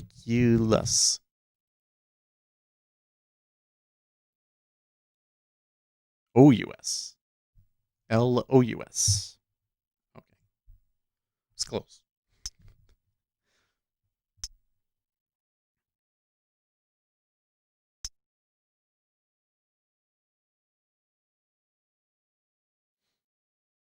Uzi Knesset says ridonculus. Right.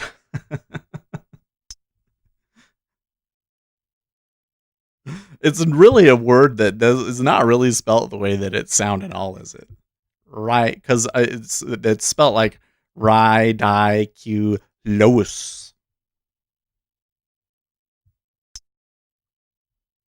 Ridiculous.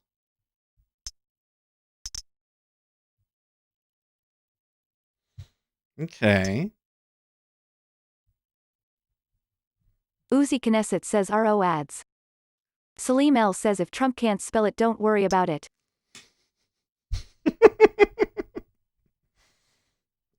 The problem is that he has spell check, and when I'm writing something out on the screen with paint, it's not spell checked.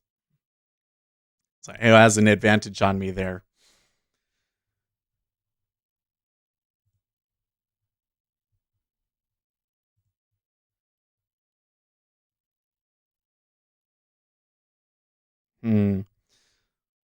So now I'm getting some hint that maybe that if Microsoft buys TikTok, that they're still not satisfied.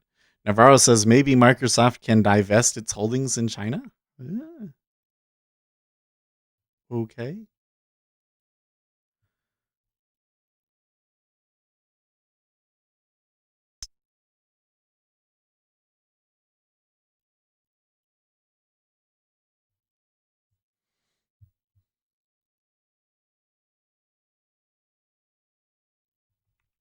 The treasuries have recovered a little bit and are once again kind of tepidly looking up.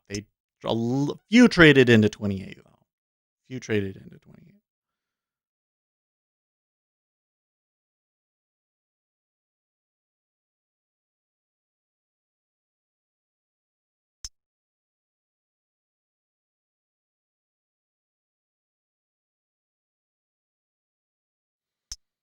Well,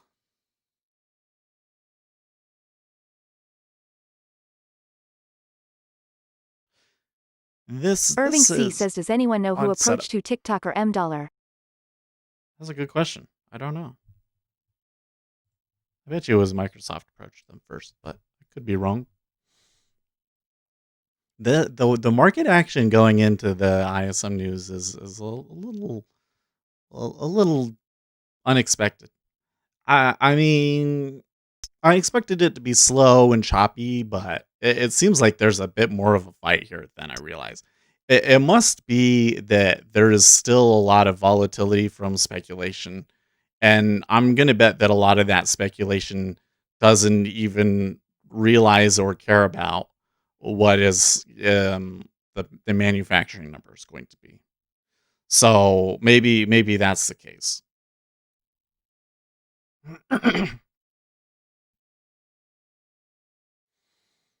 Zero Hedge is pointing out that the Euro longs are about to take profit. So he's saying not only has a reverse, but now they're getting close to a spot where some certain strategies would hit their take profit stop. I don't know how they determine that, but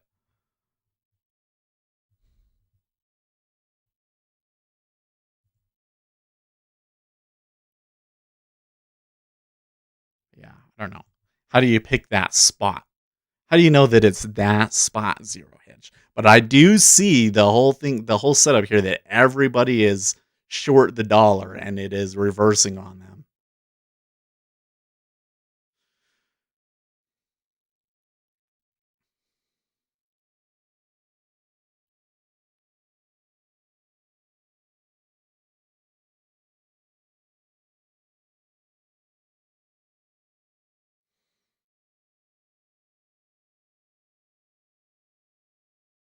Okay, so we got about a minute left here.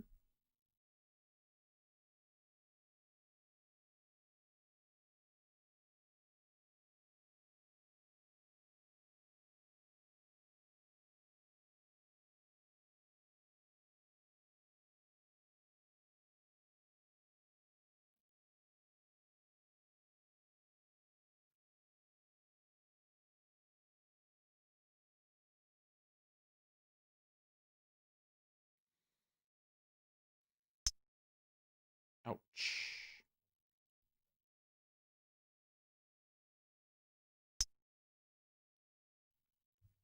That was weird.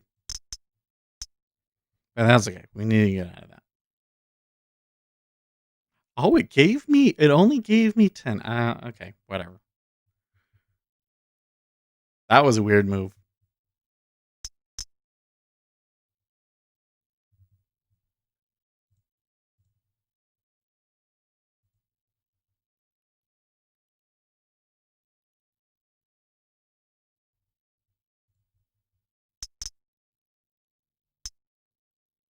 Okay. Construction spending was negative spot 7 versus an expected 1%. The number must be good because they're buying it.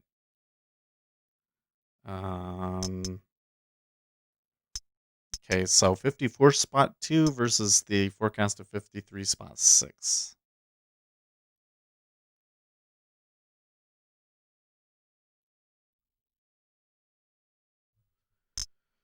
Okay.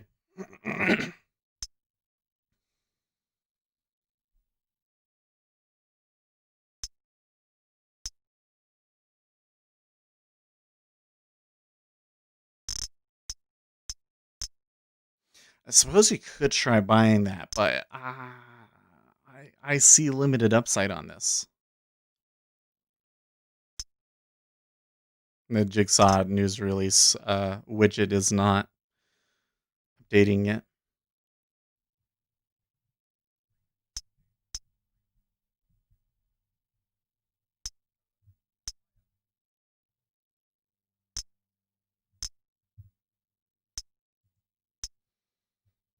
Okay.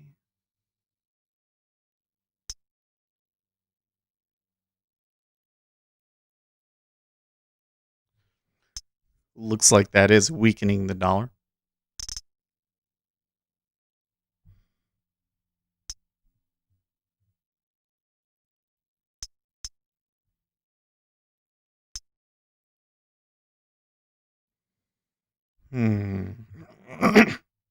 Yeah, I don't know why this widget's not updating. Let's try looking at it over here.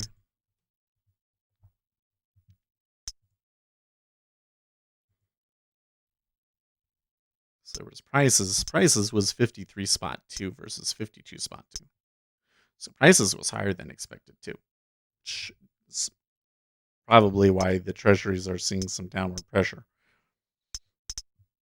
Well, like I said, the E-mini's just like taking off here, but there's some issues here. They're gonna run into some issues here, I think.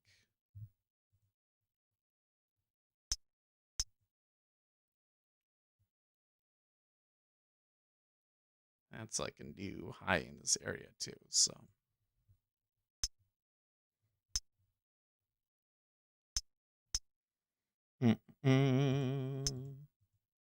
Gary Rich says since Zero Court VIX went from 30 to 32, which makes me think that third QTR data is not going to very positive. If we're different, October VIX might have dropped to 29 or 28. Really? Salim L says I am thinking about that Ryzen 3600, can I get it on a laptop? I think desktops are the incarnation of the devil. Salim L says, will I be able to buy physical gold ever again? Winston's mom says, spell check. It's been a spell since I have asked everyone to please check and see if they have hit the like button. We may not need stimulus, but we do need the likes for speculator Seth. Thank you. Thanks. Thank you. Yeah, so I don't know what the equivalent desktop processor is, but really you want to get a desktop. Laptops just aren't well suited to trading. You can get away with it, but I think especially if you want to be trading news and, all fast and furious and that sort of stuff, you really want a desktop processor. Well, I don't know if I'm going to get a good spot here.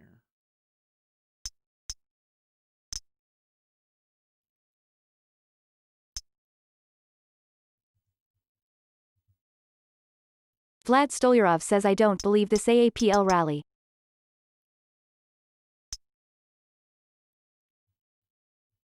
So far, it's playing out the way I expected, but I have to pick a price. The liquidity is making that a little difficult at the moment.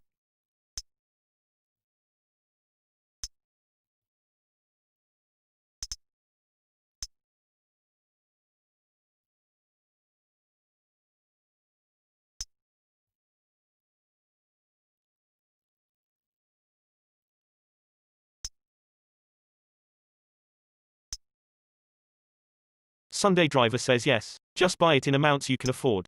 Quarter ounces, half ounces. Okay. Well, I just know there's certainly places around town that I could buy gold.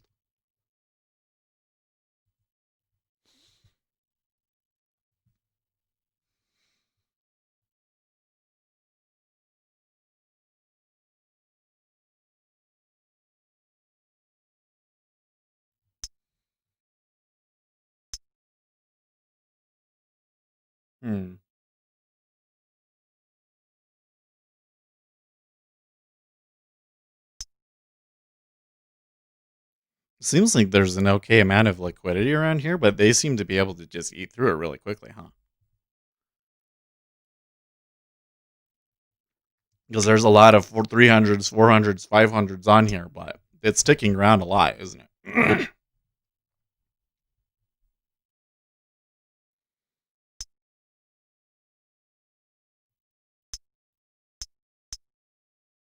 A little bit of fighting there. Somebody's stacking Vlad at Stolyarov says 3,290 is important if goes over. when he pulls. Salim L says, isn't gold too expensive now? I don't know. Vlad Stolyarov says, I think that's shorts cover area for sure. Everybody wants the gold, so how high is too high? I mean, a lot of people have a price target for 3,000. That's like still a 50% gain from here.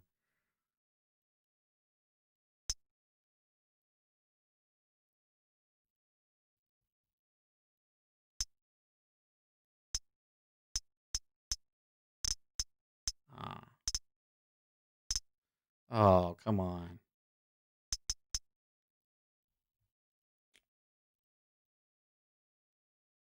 They didn't even hit into me, huh? 192.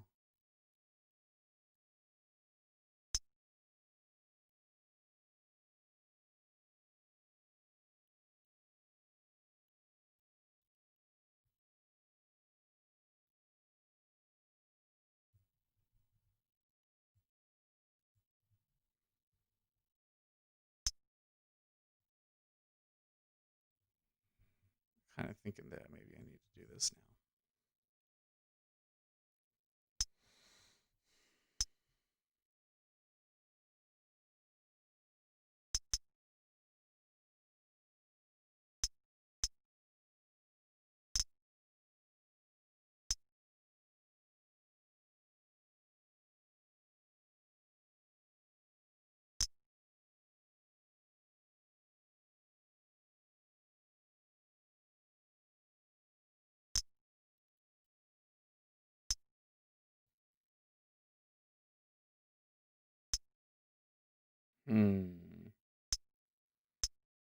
Some numbers written there, making that some thousands and stuff.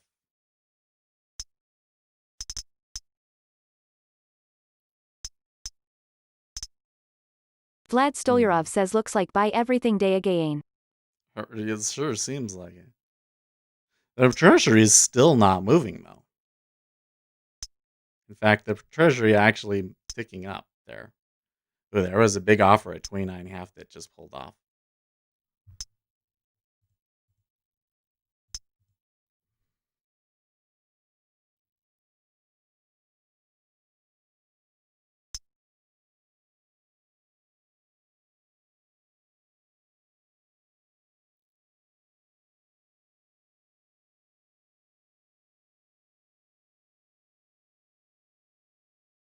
Vlad Stolyarov says MSFT gap was huge.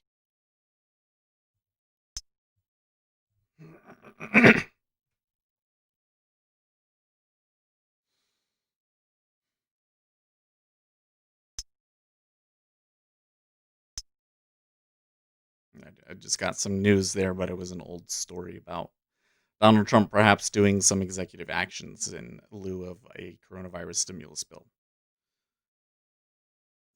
Okay, so the treasury is moving up.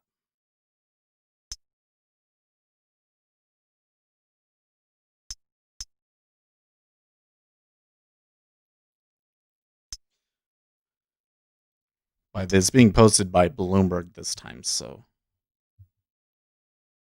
Senate unemployment insurance vote to occur Tuesday at the earliest, says BBG.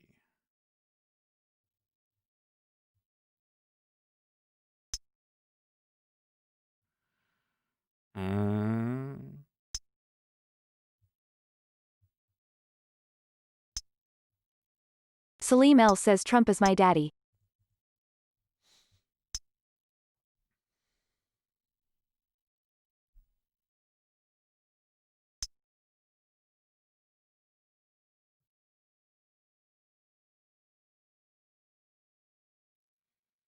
So it had a couple of chances there to break Vlad with the way that Stolyarov I says wanted, nice but dump in it's just not doing KODK. what it's.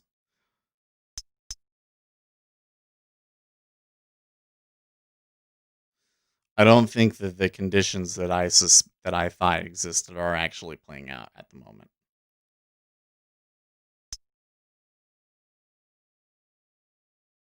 Vlad They Stolyarov certainly says bought breaks the 17.6 and it's over if don't bounce. they certainly bought the 30-year up though, didn't they?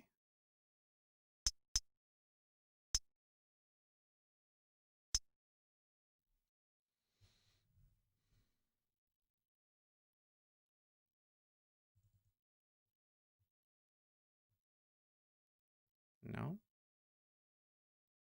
Hmm.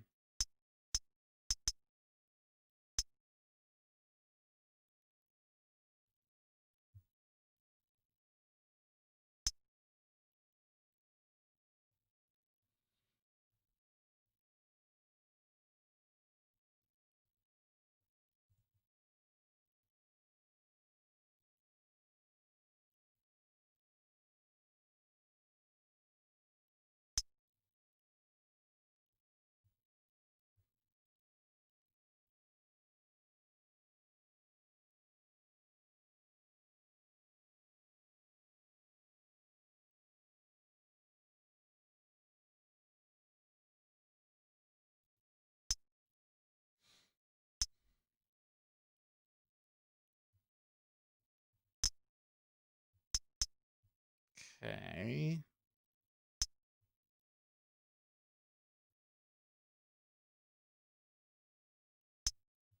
See, it's just kind of fighting it here for some reason.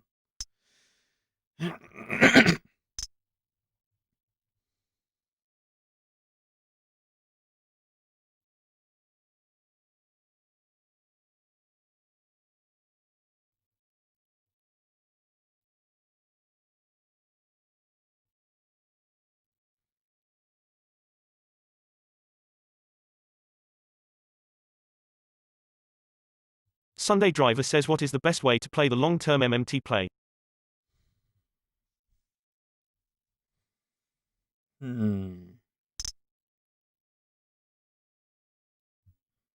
think we would need to be a little bit more unconventional with that one. Sunday driver says everyone, be sure to hit the thumbs down button. Lol. Well, I think that part of it would be, because I think in that case, Irving C says not sure if selling S is a good idea when NQ is surging. well, I mean, of course, gold would be one spot, but I'm trying to think a little bit.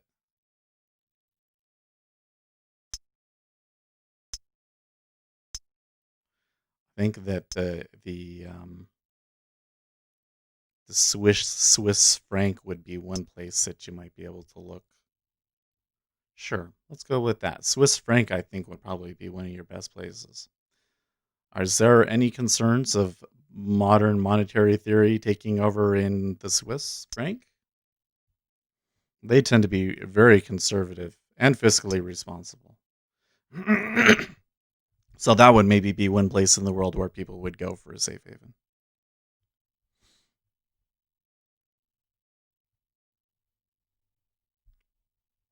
But the question really is now the place that you want to put on a trade over modern monetary theory? Because there's so many other things that are going to go on, and you're talking about like a multi-year trade that even if you're right, you could lose money on because it just goes too far against you. Something like that,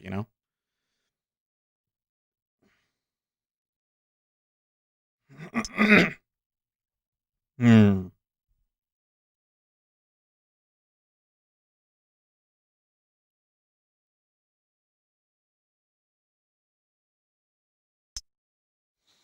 This thing, the cumulative delta in particular, sure looks like the snake rearing its head. You know what I mean?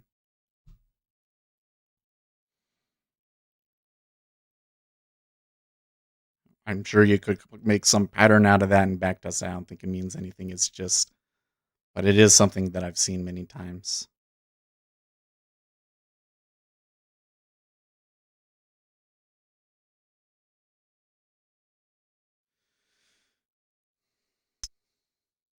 Vlad Stolyarov says I think they shorting AAPL. Think so?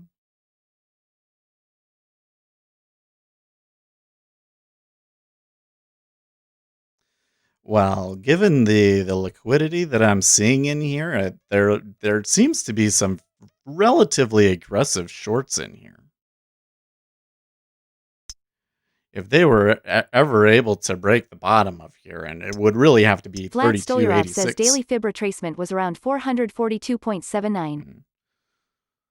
3246, if they broke that out, I think that there would be a lot of longs panic at that point, but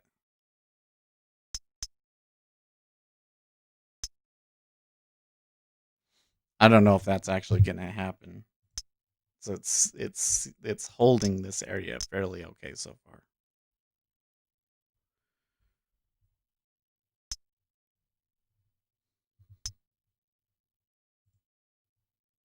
Vlad Stolyarov says 445.46 also retracement.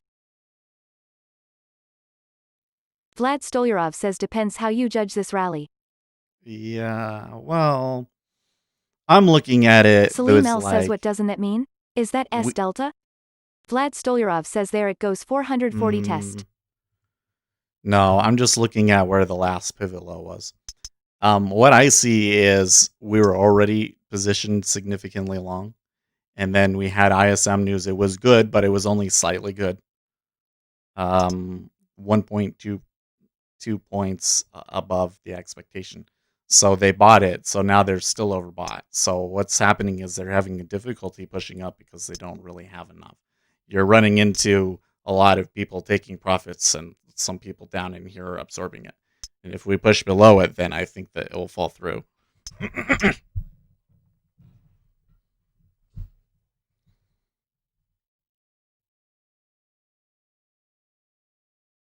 And I'm just looking at this technical location where you're seeing a lot of people leaning at 3286. So that's what I'm just saying, I can't say for sure if they break 3286 or not. And there's always that chance that they break it and it, falls for a little bit and then reverses through, right? Like I don't want to set up this like if it falls below 3286, then you can go short. And it's not like that. But that's just the technical point that people are watching.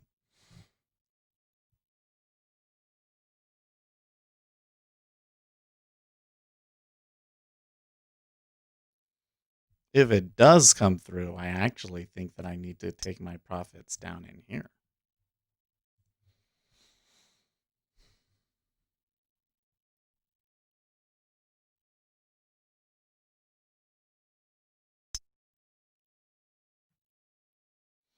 Well, the Treasury's holding the 30 again, but not still pretty slow going so far.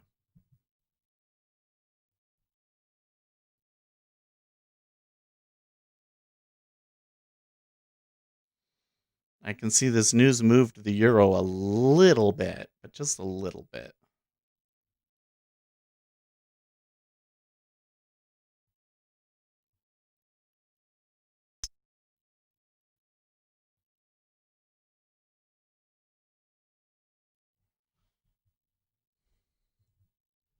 Trump lashes out at Burks.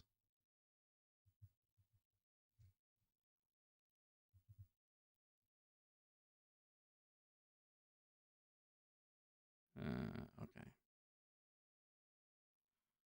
He doesn't go to defend her? That's weird.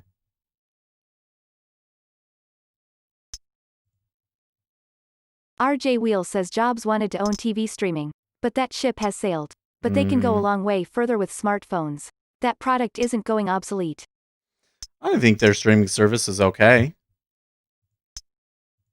Sunday Driver says we're at a point where following investments and doing analysis is becoming a load of bullshit. Everything is the Fed. They are telegraphing the hell out of everything. Go into inflation hedges. Gary Rich says for MMT strategies go long cocaine. The street prices are gonna jump. Even cartel members were getting bailout money from their countries.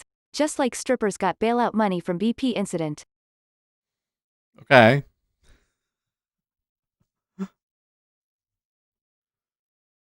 Find out where the mob is and what industries the mob is in and go along those because they'll be getting money coming in from cocaine.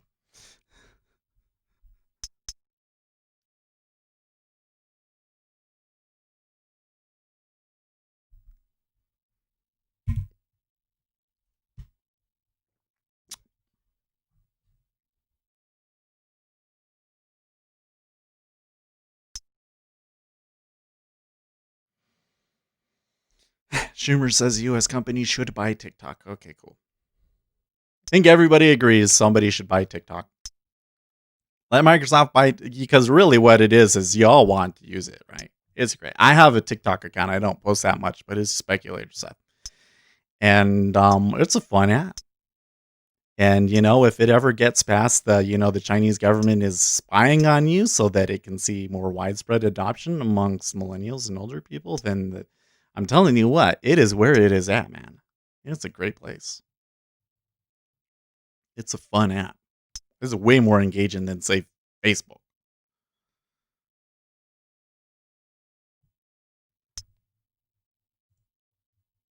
RJ Wheel says it is. But Jobs wanted to own it. Dominate. They are third at best. Perhaps fifth. Yeah, it's interesting because I think that Apple's streaming service is okay, but they just don't have the content, really. And right now, I think Netflix is kind of where the content is at, but really nobody has it. Really nobody has the content. I'll get on Netflix. I don't watch TV very often. I'll get on, okay, let's find something to watch. And it's all the same old stuff. And I've already watched everything that I thought was interesting. It's kind of sad how we've just, because they splintered everything, that I feel that quality content just isn't there anymore. They ruined Game of Thrones and now there's nothing to. Okay, so there they broke it that time. Did you see how aggressively they went when that went? There was definitely a stop run through that 86 as predicted. But like I said, that does not tell us that it will continue through. What does tell me that it could continue through is that I can see the spread here, and in a case like this, if we're going negative, then I see that 32.8250 as a good spot.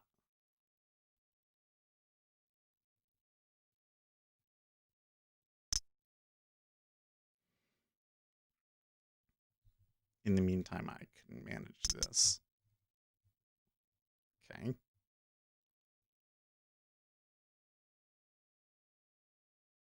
So I guess that first one that I took the short was correct. I was just really early and poorly positioned.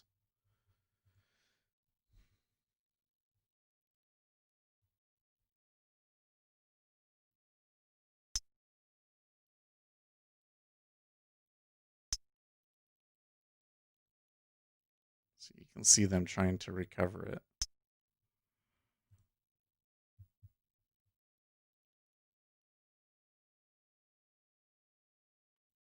Not seeing a ton of volume going through here yet.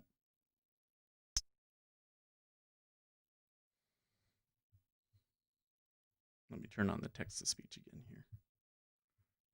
Gary Rich says you can't discriminate against strippers. They have a hard job and twirling on a What? pole is difficult. The YouTube videos of soccer moms on the pole are so hilarious. Scary but funny. Okay, did you know that the pole itself spins? I did not know this. I know I probably sound really dumb saying this right now, but apparently the way they're able to do all that twirly stuff is the pole itself spins. I didn't know this. Am I dumb? Sorry, let me rephrase that. How dumb am I for not knowing that? Well, there they are. They back above 86. Irving C says didn't know that either, but makes sense the more you think about it. Yeah. The more you think about it, the more you're like, there's, Mike this whole time Salisbury I says thought news that to they me were that the pole spins lol. this whole time I thought that they were just sliding around, and Vlad really the Stolyarov pole says spins. G-mode static and spinning. It's hilarious. It makes the whole thing a lot less impressive, really, when you think about it. Once you realize that the pole itself spins. Ugh. So I said that the Celine other L day. says even the pole is accommodating to women. I said that to my wife, and she's like, "You didn't know Uzi that?" Knesset says fucking Seth just ruined strippers. Mike Salisbury says lol. That would be a good title for the video, but I don't think that YouTube would appreciate that, so I will refrain.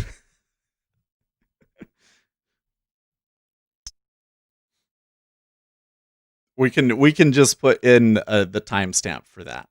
We'll go back and find it. Seth RJ ruins Wheels says strippers. J-Lo should have won an Oscar for her pole performance. Oh yeah, I forgot about that.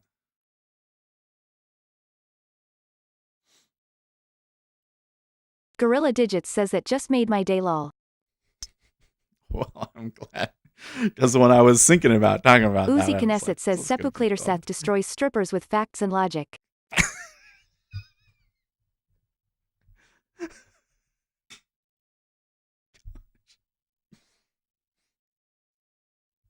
Gary Rich says watching slightly heavy women climb the pole are just too funny. Kinda like the fat kid climbing the rope in gym class. Okay, so what I'm noticing is that my buyers. RJ Wheels says last time I felt like this was finding there's no Stepped Santa up. Claus. They kind of stepped up here a little bit. That's interesting. So the gap closed essentially, and the inventories are switching around. There's some longs. They seem to just. Uzi Knesset says at Gary Rich even funnier when they pop a rafter lol. Vlad Stolyarov says let's see how far this AAPL goes. Is it going down? What I'm noticing is that the original trade that I was looking for, at least for like the first target, has come up significantly. But that Vlad also Stolyarov says small Bukhniyov VWAP. kind of brings up this area, like this yesterday's high area at 3273. That kind of RJ makes that Wheels a, says an even Karanto. bigger target. Oh, well, I guess I forgot that we are in the counter. Gary Rich says what, no Santa Claus? Wait, please don't say Easter Boonie, Tooth Fairy and Harry Potter are not real. Oh my gosh. Did you guys just know, Gary, that I was speaking with my rabbit just the other day because she was bouncing around the yard, and she assured me that the Easter Bunny is real and doing just fine.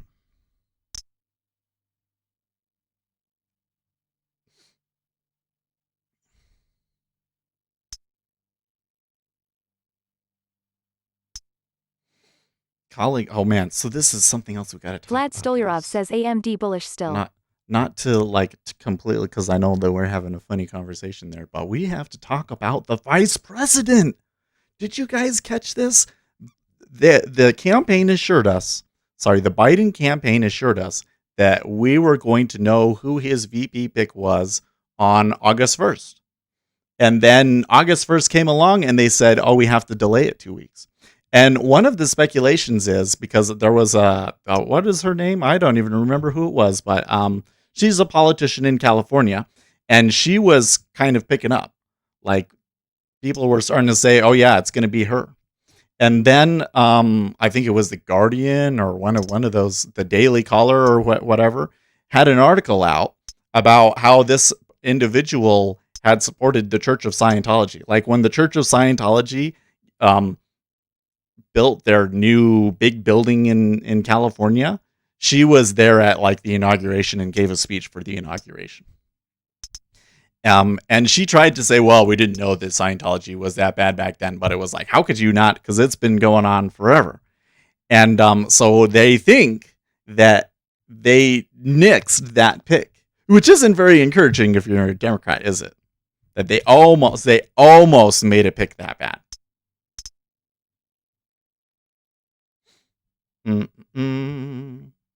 So I found that whole saga really interesting. Yeah, I'm still seeing the... Uzi Knesset says DNC is adamant about having their convention despite COVID threat.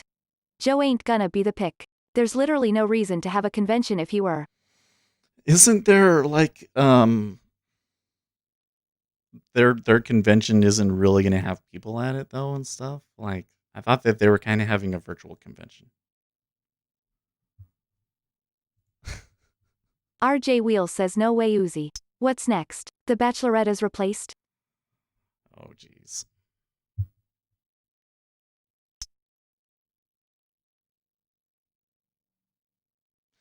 Nancy Pelosi says Democrats are not willing to negotiate on the $600 unemployment benefit figure. A building is on fire and they're deciding how much water they want to have in the bucket. Millions of people could have fallen into poverty without this $600. Well, I don't think that it needed to be $600, but they're probably correct in that without the enhanced unemployment insurance, that things would probably be a lot worse. Uzi Knesset says either way you slice it, if Joe were the pick, why bother with the convention? They've even had like 100 police departments back out of their security contracts. Like, no reason to have it at all. I don't know. It's really interesting to me how seriously a lot of political commentators are taking this possibility that Joe pulls out. So I think it was Wheels Mike. says I'd love to see Joe dropped. He's horrible. I think it was Mike Cernovich, and I have to just mention the source because in my opinion, in the past, he's been somewhat unreliable. But he was hearing rumors that Uzi Knesset it's says bad. just stream Sniffy Sleepy Joe from his basement accepting his nomination and call it a day. Yeah. So they're saying that that Joe Biden's mental facilities truly are declining, and that the Democrat Party is extremely concerned about it, and where he will be, that he wouldn't be able to be president, and that they're going to have to make a decision on it soon, and that something could happen soon with Joe Biden. So that's kind of interesting too. which kind of just makes the continued drama over the vice president all the more interesting, because at that point, doesn't the vice president pick kind of become your front runner? Or would Bernie come in and insist that he be the candidate? And then if Bernie ends up being the candidate, like, oh my gosh, like what a mind blower that would be if that happened. Irving C. says if they were smart they would find a law and order VP. Well, they're not necessarily smart, so let's not. Salim L. says, his corruption abilities are not declining however. RJ Wheel says Hillary a bigger mind blower. Salim L. says his corruption abilities are not declining however.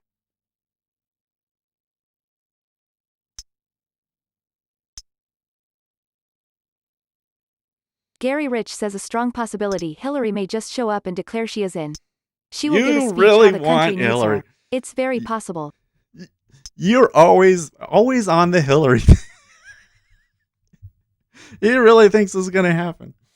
I think there's no way they would pick that again. Vlad Stolyarov says no one cares about Hillary.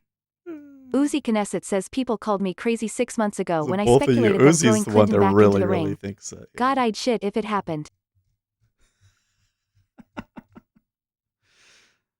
Workers absent from work due to childcare from Goldman, and they have a list. Oh wow. RJ 2%. Wheel says and she refuses to go that's to not Wisconsin again. crazy. Well, guys, I think that I think I may have learned something here. And that is that I saw the imbalance, and the imbalance corrected itself. Uzi Knesset says Clinton is loading her purse up with hot sauces. I'm telling ya, tongue out. The imbalance corrected itself, and I should have gotten out.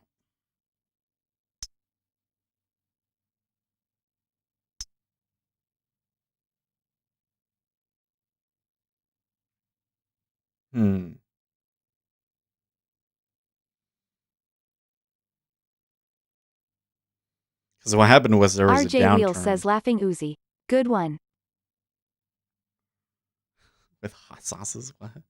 No, it was like there was that sell, and they took profits on it. Essentially, the sellers did, and that's what I think held it.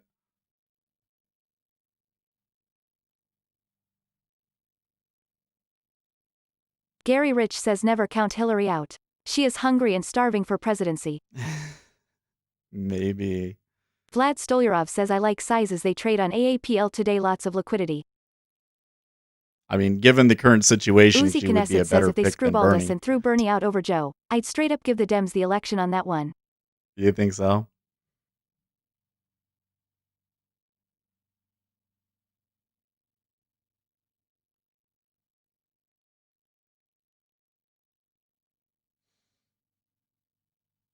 Hmm.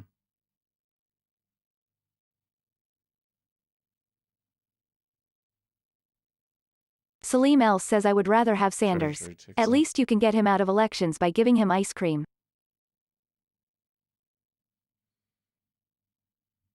Hmm.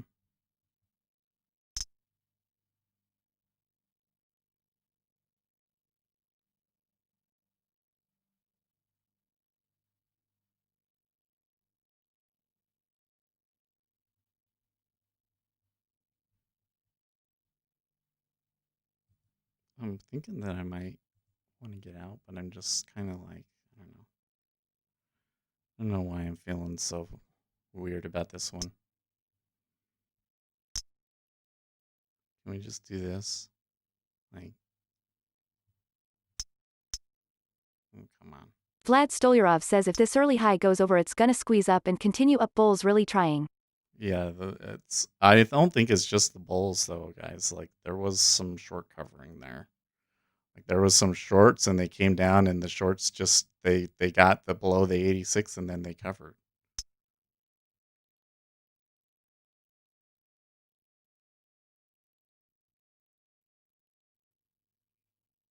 Fine.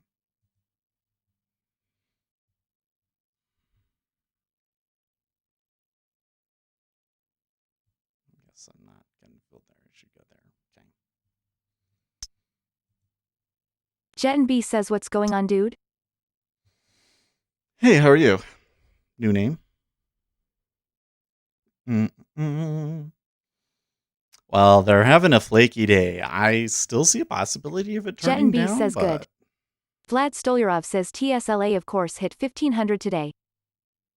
Hmm.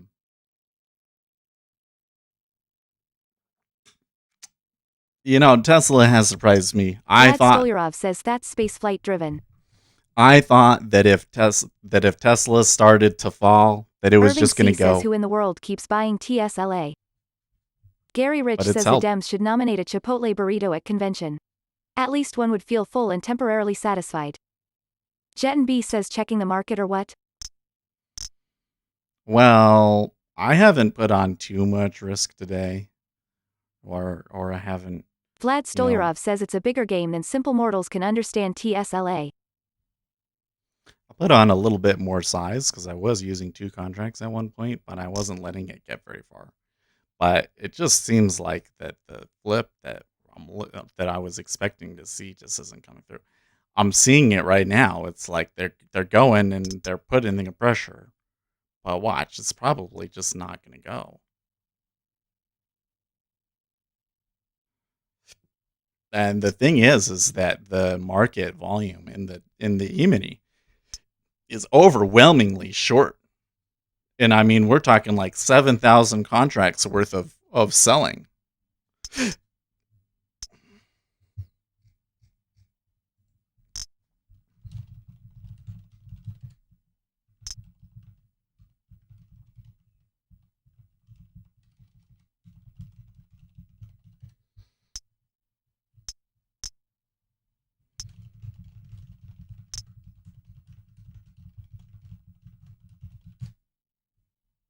Salim L says I am all up in that NQ. I love her. I don't know where my wife is. Why don't you marry NQ then?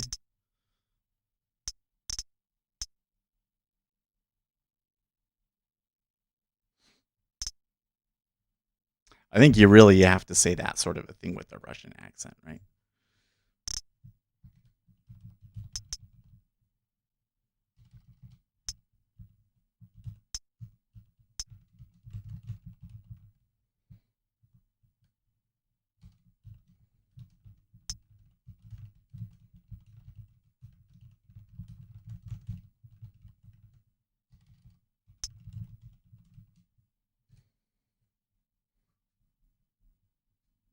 Speculator said day trading says if you love NQ so much Salim then why don't you marry her instead?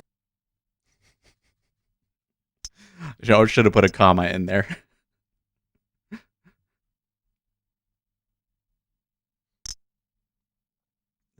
It's just like right there, and it's not. You see the 16 at 87.25?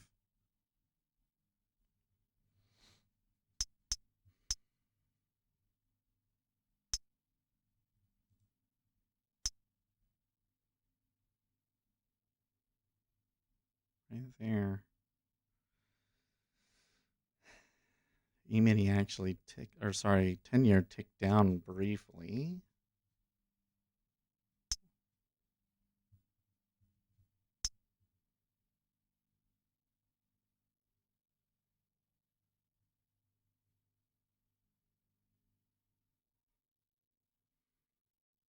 They get through 25 in a little bit of a break.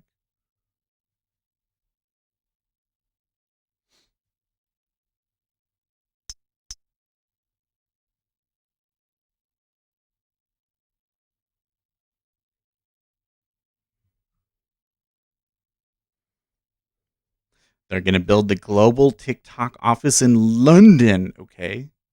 You know what? Trying to follow the TikTok thing is just getting so confusing now. When I came in on Saturday and Donald Trump said he was going to ban TikTok, and I was like, well, what about the Microsoft deal? And nobody on r/technology on Reddit said anything about the Microsoft deal. I was like, what? You should invest on TikTok. You know what? Jet and B says you should invest on TikTok. If you had a good proxy to do it, I mean, if Microsoft buys it, then TikTok's not going to be Jet a and B significant says amount Microsoft of all on revenue that. I don't think that TikTok would be a big enough mover for Microsoft to make it worth buying just on that. But if there was a company where I could get in and Jet just B on says if will. yeah, TikTok is definitely the future of social media, in my opinion.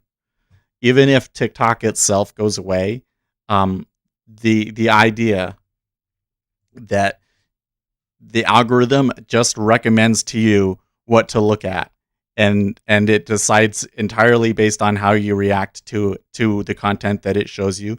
The algorithm being 100% responsible for what content you see is a huge paradigm shift that I think will become more and more popular.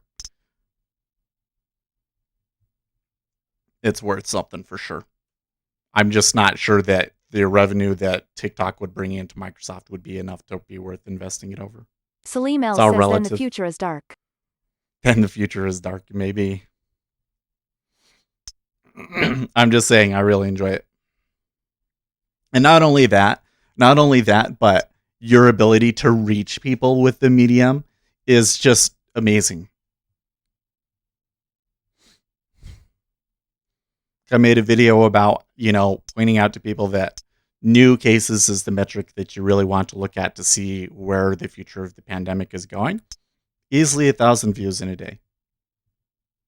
And that was just for, a 1-minute video. So it's like the amount of effort that you have to put in compared to the number of views and discoverability that you get on it is insane. And it just blows everything else like Instagram out of the water.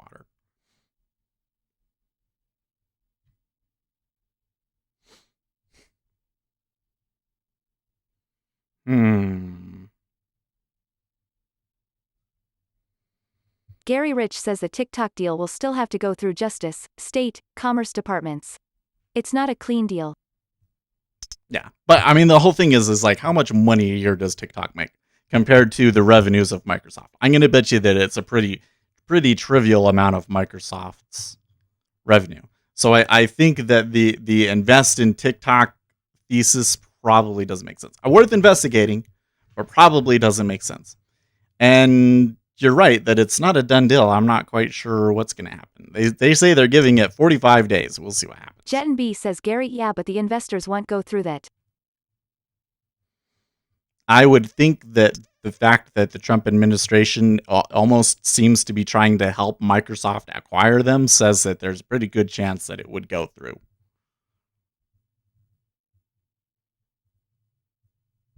But I'm questioning whether or not that can actually impact Microsoft's bottom lines. Because Microsoft is you got to realize Microsoft is a huge company, right? You've got to be making a butt ton of money to make a difference to their earnings with an acquisition like that. It's possible. But, most social media companies haven't been making that much. Like Facebook. Although Facebook's stock price continues to do pretty well, doesn't it?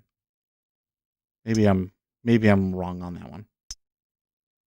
Salim L says isn't just for those 12-year-olds that make hand gestures to their phones in weird places?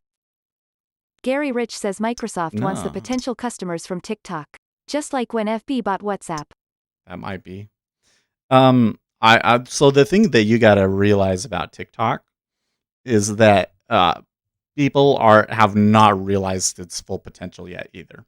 So everybody thinks that it's just teenagers doing stupid dances because that's the stuff that's been that's gotten the attention. Like, oh wow, these people made that much, got so many views and all they did was a stupid dance. But what they're not seeing is that you can put any kind of content on TikTok as long as it's less than a minute. And so there are guys on TikTok that are teaching stock trading. There are people on TikTok teaching woodworking and metalworking. Like the educational potential from TikTok is actually really amazing too. And the thing that's cool about it, and the other thing that I think is so transformational, is that it really forces you to make information dense content. And this is one of the places where I'm kind of trying to go. Information dense content. So you know, because what happens in a lot, like Graham Stephan, I love the guy, but he's so effing guilty of this. He will give you information that it's like, you could read it in 10 seconds and you would know the gist of what his video says. But he's able to turn it into a 10-minute video so that he can put mid-roll ads into it, right? But when you get on TikTok, whatever it is that you give them, you have to get it through in a minute. And if you try and clickbait them and say, well, if you want more, then you've got to subscribe or like or whatever it is, or wait for part 2, like people hate that. I hate that part 2 shit. They disappear. You lose, like the bounce rate is really bad if you try and go for part 2. So the incentive is really to just get the information out. And that's a big change. And it's a real game changer. It completely changes, and you're already starting to see it affect YouTube. That's part of why I think that YouTube decreased the minimum amount that you need a video to be to have mid-roll ads, because they thought that people were making videos too long.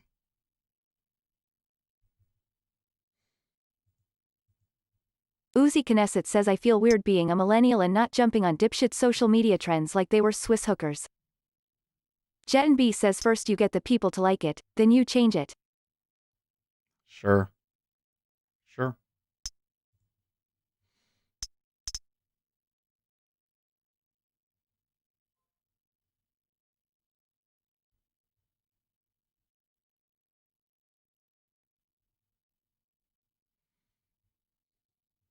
Okay, so I think that I need to take it off here. So that was the case. Sorry, the squawk is talking.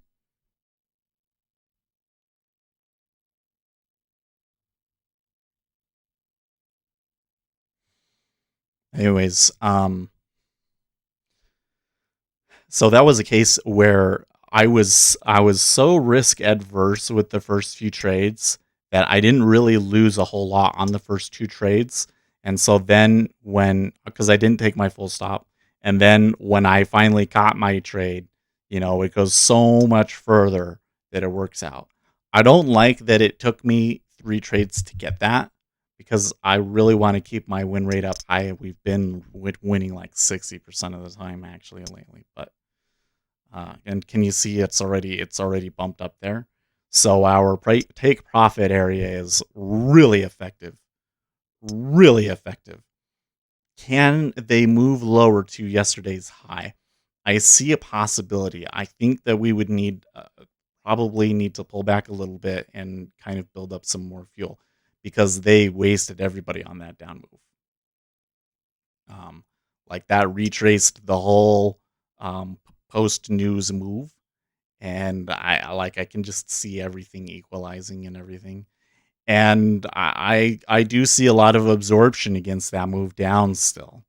I still see a lot of absorption against that move down. So that's why I had to take my profit there, even though I would really, really like to let it keep going.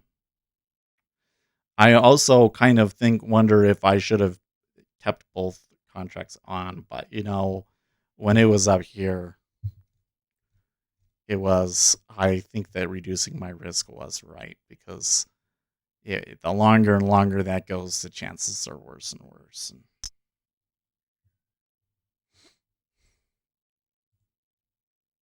Uzi Knesset says the capacity to get extremely popular quickly and destroyed in an instant is going to hurt humanity more than help. Yeah. One of the things that I dislike so much about the pandemic has been, it's like I don't want to talk to people.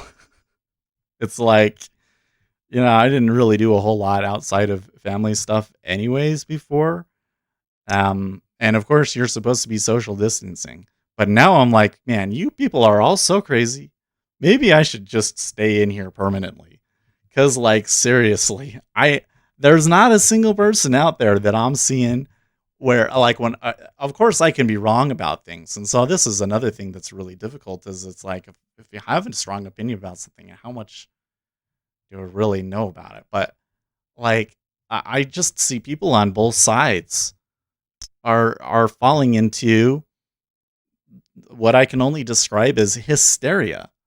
Like the freaking mask thing. It's like the amount that some people are pushing against the masks just seems so ridiculous to me. So ridiculous. And then all of this stuff that's going on the left where they say that federal officers are kidnapping them, which is not really very accurate. And they're mostly peaceful protesters, which is nonsense. It's very violent. And they're being violent over, you know, I really don't think that the violence is, well, justified. It's like they're, if you're going to like replace the Constitution, then maybe I guess I understand why you would be writing like that. But of course, I don't believe that you should ever replace the Constitution. But it's just like, oh, we're going to replace the Constitution because, this guy that, frankly, held a woman at gunpoint at one point in his life.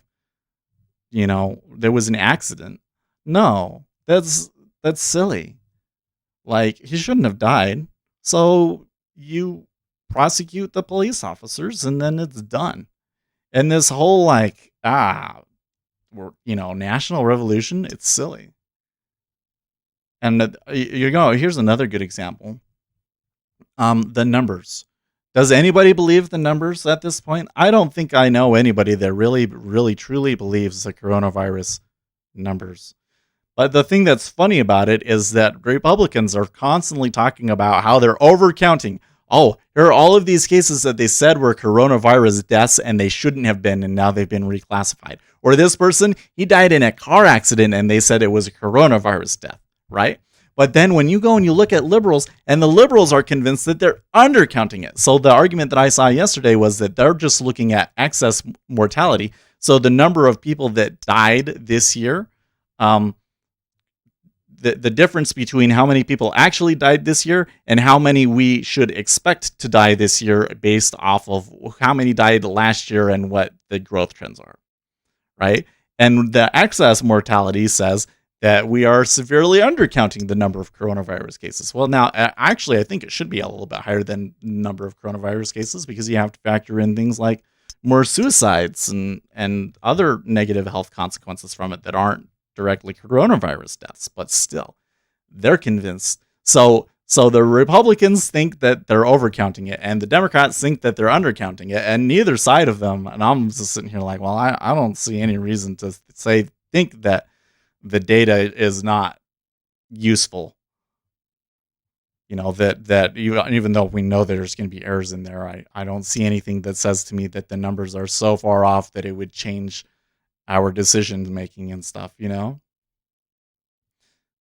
And so I just, everywhere I look, I'm just like, you know what? I'm a little overly analytical and sometimes, frankly, a little cold because I take ADHD medications. And I feel like I'm so analytical that everybody looks crazy to me. That's how I feel about it. Anyways. Salim L says, "See, I am not saying that Biden is behind COVID and the race riots. I am just saying look into it." Jet and B says they just doing this so they can crush the market, then Rick people are gonna buy back. Jet and B says Rick. Jet and B says Rich. RJ Wheel says the murals with angel wings behind Floyd are troubling. The guy is twice put guns to women in house jackings. Yeah. Irving C says emo, it's pretty simple. If you compare 2020 to 1918, we are doing well. Very well. Very well. Gorilla Digits says having an unreliable leader doesn't help anything either. Uzi Knesset says we planted the seeds of suspicion when the CARES Act incentivized COVID patients and deaths. I mean, this is the thing that I think is so stupid, is that when I look at what actions are actually being taken, I think that the action has been appropriate. There's all these people out there arguing that we didn't completely shut down and that we should have, and I think that that's ridiculous. I think that the idea that we should have had a forced shutdown across the whole country for longer, absolutely ridiculous, because what we're finding is that most places didn't have enough cases to make shutting down do anything. Okay, and that the things that you can do to prevent your hospitals from being overwhelmed is different things. So in effect, the shutdown not necessary for most places. Shut down, appropriate in New York. Shut down, maybe appropriate in Florida and Arizona now, but they didn't do it and they're still okay. Right? So I think these people saying that they did the wrong thing are just absolutely off their rocker, personally. So what mistakes were made? Well, we didn't have testing up well enough, and I don't know if there's a whole lot that can be done about that one, so I'm going to give them a pass on that one. And then the other thing was the fiasco with the old folks' homes in New York and in New Jersey, right? Florida has more confirmed cases than New York, and they have like twice as many deaths in New York. And it's all because of this mistake that Cuomo made. That's where the blame, if we want to put blame on deaths, that's where you should be looking at. That's where you should be looking at. So did Donald Trump do anything wrong? No. I actually think that the overall response has been pretty okay. The thing is just that the media makes a big stink about practically everything he says, even if it's not a big deal. And then he's ADHD, so of course he's going to say some things from time to time that are, impulsive, let's say. And then you got Fauci who just can't. He loves the attention and he just can't help but like say shit when it's like trivial things. Okay? So this whole like that we have an unreliable leader, what is the real cause of all of this feeling? The news. You shut down the news. If there was like if we had, okay, we're social distancing, we can't even have the news now. And there was no news. And it was just Donald Trump's press conference, and that was it. I think that the view of Donald Trump and the view of the coronavirus response would be very, very different. So the whole thing is just, and that's my whole point, is like when I look at stuff that actually matters, they're doing okay. But everybody seems to care about their emotions instead. And they say, well, that's the bad thing about Donald Trump as a leader. But I think that the thing that I'm concerned about in particular is that, Donald Trump, of course, he's an easy target on that sort of a thing. But it also seems that the media really just have the ability to make, black white. And it doesn't matter who you get next, they're going to continue to play that game. Because honestly, think about it. They make so much money, the news media does now, off of their coverage of Donald Trump. What are they going to do when he's gone? You think they're just going to go, okay, well, we made our money. Now we're going to go back to making, a quarter of what we did before in the Donald Trump era. You think that that's what they're going to do? No, they're going to find a way to stir people up still.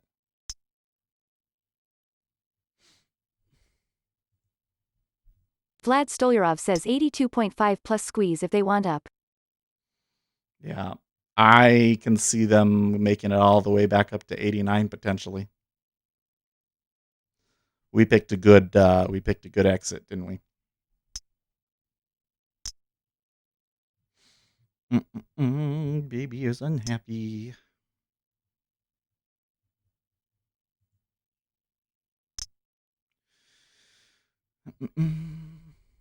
Zero Hedge tweets a vaccine may not be the magical cure everyone anticipates. He's right. My understanding is that a vaccine still gives you like 50% immunity, and that there's a good chance that you'll have to get vaccines over and over and over again. Which, I don't know. To me, I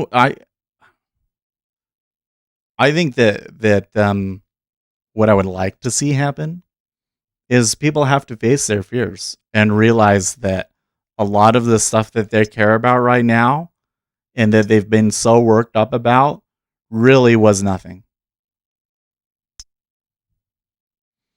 I think, having to reach herd immunity at some point on your own, I think it would be better for society to have to go that way. Because if we like stay locked down until there's a vaccine and then we say, yeah, see, we did the right thing, we stayed locked, and now anytime that there's a virus, that's what they're going to say, right?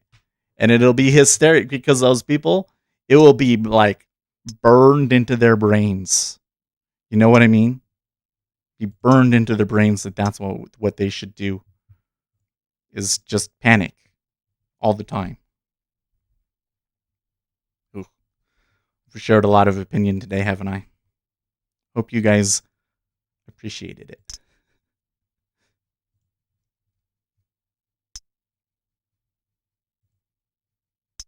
Uzi Knesset says in China will know that every time a new virus comes out of Right? China, the entire world shuts down.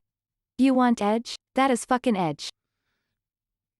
Just make it, just have a small little outbreak in one thing, completely overreact and shut it down, and then the whole world will be like, oh, they must know something, and then it'll be yeah.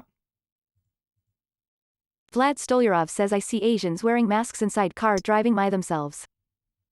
Vlad Stolyarov says cars are not safe. The whole thing with masks is, and that's another thing that concerns me is like, okay, so like here in a pandemic when there's risk of the hospital capacity being overwhelmed, then wearing masks is absolutely makes sense. But I'm concerned that we're going to move into a world where it's just commonplace for years and years to come, far into the future, for people to wear masks, and I don't like that world. I hate wearing it, and I don't want to have to wear it forever. You know.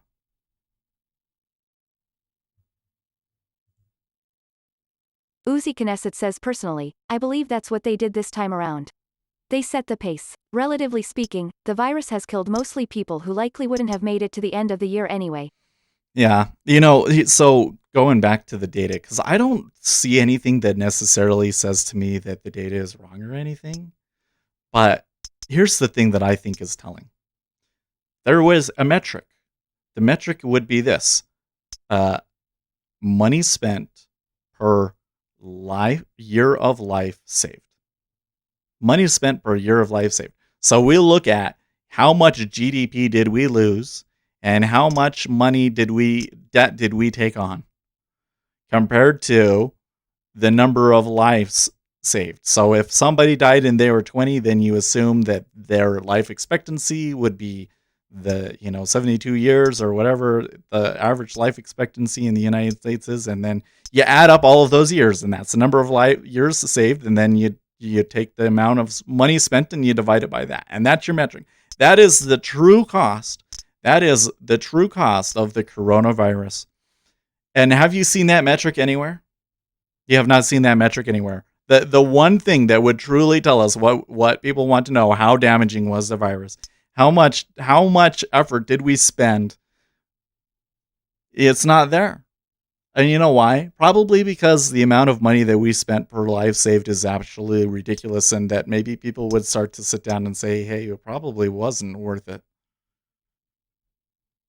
So yeah, is there maybe some pace setting where certain people, or particularly people in the pandemic business, they're always going to favor this shut. I mean, this is what they've been dreaming their whole lives, guys. It's not like they get their jollies out of it or anything, but that's just their personal biases. This has been floating around in their head for their entire lives, and the moment finally comes, and they're going to be jumpy and jump the gun, right? And they talk about this. You ever seen that movie? Oh, what was it called? It's like Outbreak or something like that, where there's an outbreak and from some super deadly disease that is in the air, and it has 100% fatality rate, and they have to go and find the monkey so that they can develop a cure as quickly as possible. You've seen that video, right? And what is one of the things that they talk about is that this guy who is basically Fauci, I wouldn't doubt if it was based on Fauci, has made false predictions before and has jumped the gun many, many times before, and he takes heat from it and has a hard time convincing people that it's serious because he had jumped the gun so many times. So, yeah. Lots of comments in here. I don't think we can. Well, actually, we can. We can, because we still got like 30 minutes, guys. Vlad Stolyarov says news dreams come through. Vlad Stolyarov says media dream. Vlad Stolyarov says Godzilla is here. Uzi Knesset says like I said, Big Pharma is an enemy of the politically astute for years and years. Then comes COVID, suddenly, they're noble and good. Gary Rich says I'm waiting for mandatory body condoms, that's real protection and no surprises at the free clinic. I only have a STD, thank you. Running with joy. Vlad Stolyarov says lol. Jet B says Ace Trades that's nice to know. Oh, there it is. Ace Trades says at Jet B very unlikely. Your eyes contain substance that kills most bacteria and viruses. Ace Trades says at Jet B humans and little bugs that want to kill us have been in arms race since day one. Well, I think the thing is, so here's how I think that one happened. If you want to 100% inoculate yourself against catching coronavirus, then any wet surface on your body is a potential infection site, and that includes your eyes.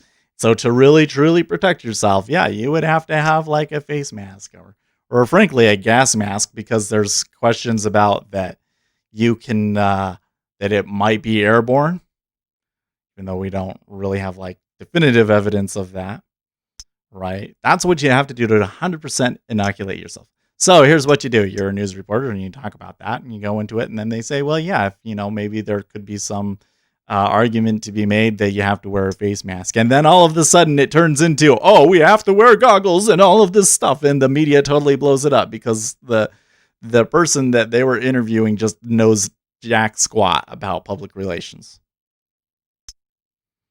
It's silly.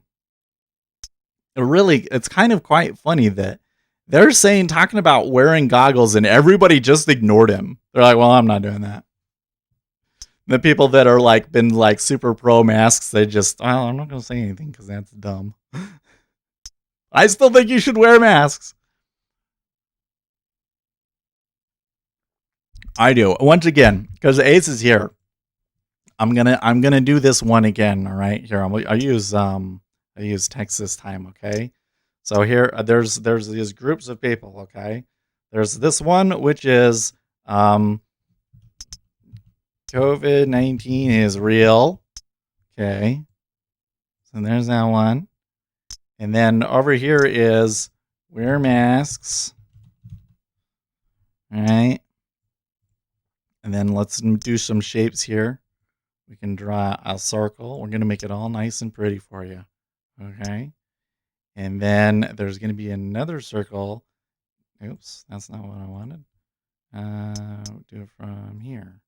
There we go. So here's another circle. And this circle down here is you're all crazy. All right. And yeah. This is me right here. This is me. Let's draw a little arrow.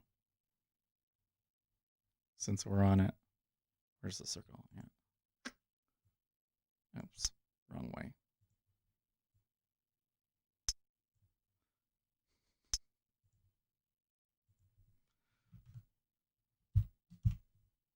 Right. There we go.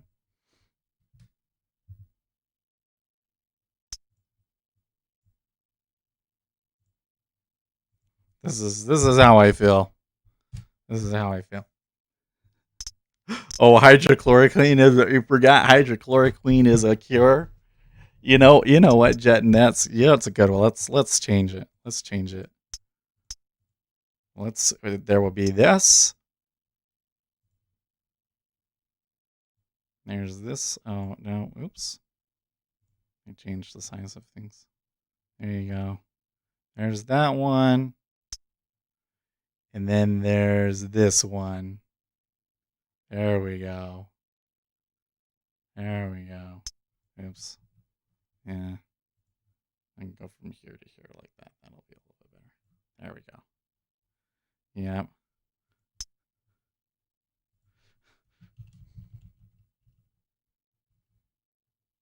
Hydroxychloroquine works.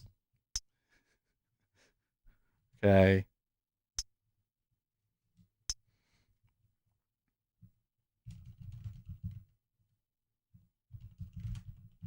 You're all still crazy. There you go. This is how I feel, guys.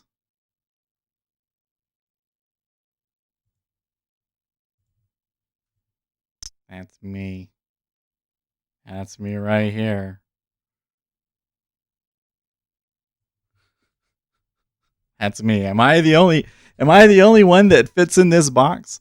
That I think coronavirus is real, that you should wear masks, that hydrochloroquine shows some efficacy in treating coronavirus if you are treated early enough, and that pretty much everybody is still crazy. I read an article that antibodies fade after 8 weeks. Yeah, so live action.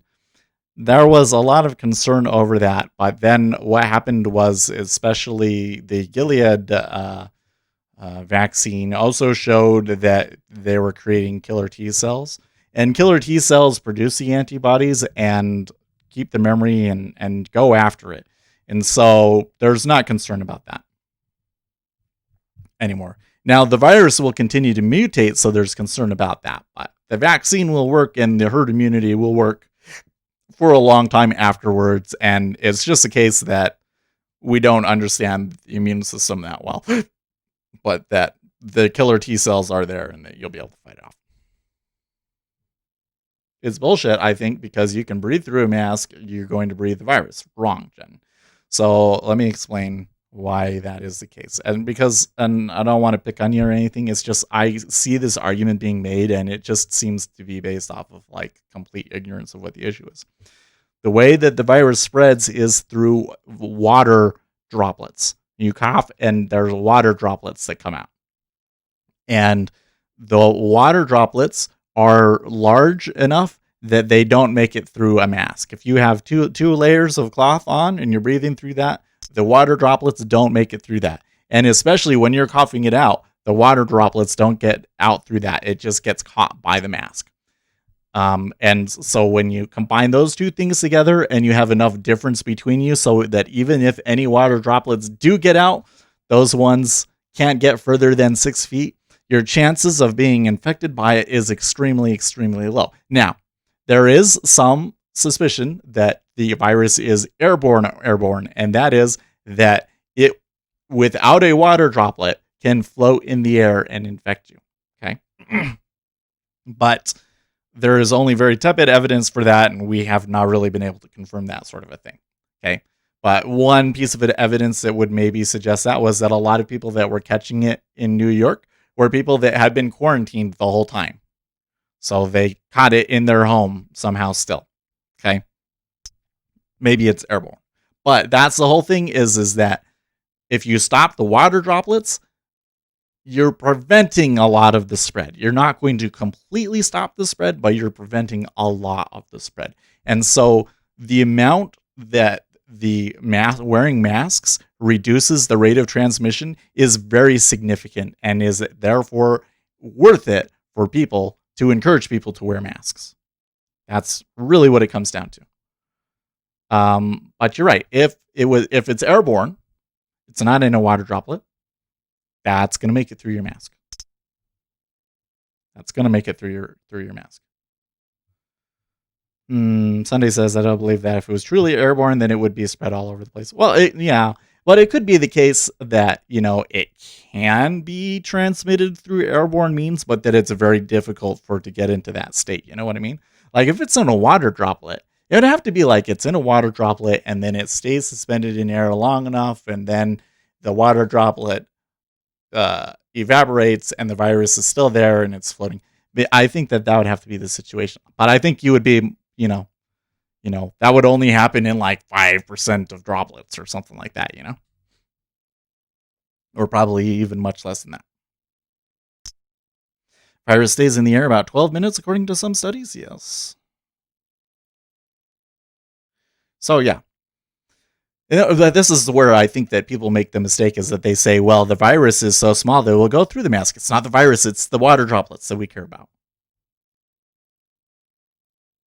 Sunday didn't spread all over the place. Oh, what was he saying? Oh, there's your 2 points. Oh, did you guys take a train? I had a hard time I still came out profitable, but I'm a little frustrated today because I took one. I should have like just scratched before that news. I had the opportunity and I decided to gamble it. And you know what? I only came out with -10 on that, but it really should have been worse. So that one was bad. And then the second one, I bailed off of that 10, but I could have also scratched that one because that one wasn't working. But then finally it did go. So, and then when it did go, by the time it went, the area that I thought we could reach, it wasn't advantageous for that anymore. I just see a lot of I see shorts coming in, but they're covering really quickly for some reason. Going to show you if we get back to the market here really quick.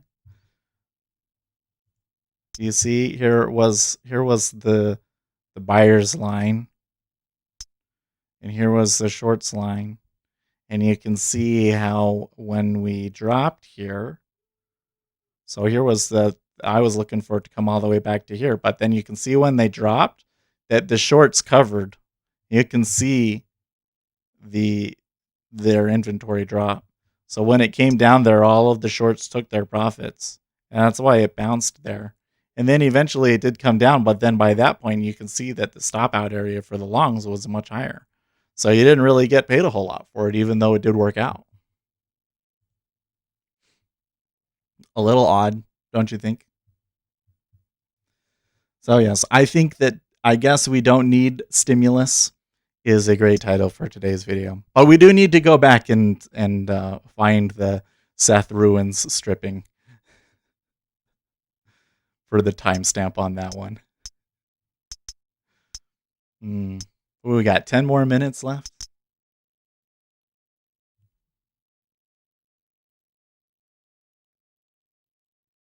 Funny thing, Kumo quarantining Floridians we caught at a party for New Yorkers at the country club party here in Florida.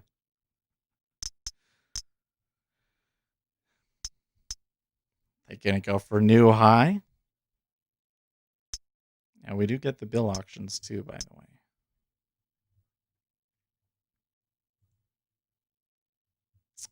Oh. Donald Trump is apparently going to sign an executive order today to encourage people to hire Americans. Seems directed towards tech companies. Such interesting.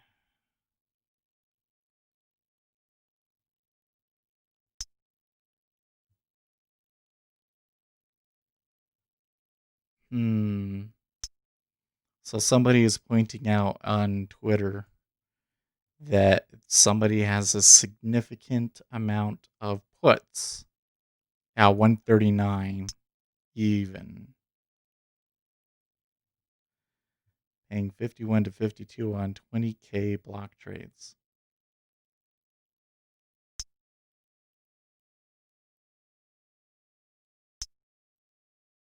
Paid 39 to 42 for 138 and a half puts last week. But we're at 139. I mean, he must be hedging it because otherwise he's underwater big time, right?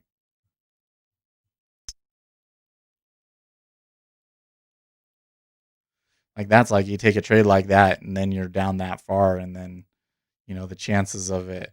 Well, which year are they? December. I mean the amount of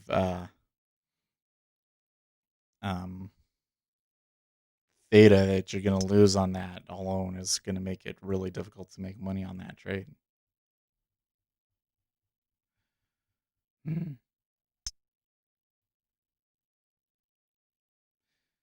Executive order to hire Americans? Where I don't know. Oh, did you take the long? I guess I could have turned around and gone long after I got but I sat down and I said, you know what, we got lucky today. Let's just quit. Because it's clearly not a market being really driven by fundamentals, in my opinion. There's a little bit of positioning, but I also see a little bit of irrational behavior. Does the market think that the stimulus is going to come event one way or another and it just doesn't matter? Because I feel that the longer this goes with the market not moving down, that the Republicans are going to be less and less willing to give anything. They're going to say we don't need it. Do we need it? I don't think we need it. Am I wrong? You going to tell me that I'm wrong? Just wait for the market to crush. Well, could happen.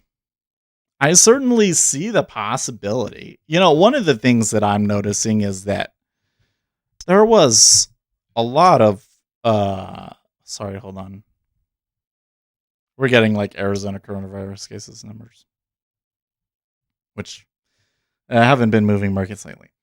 A lot of when people were going long and everything, a lot of the big technicians had targets around 3,200. And you can see how after we reach 3,200, it's harder to move up, rather.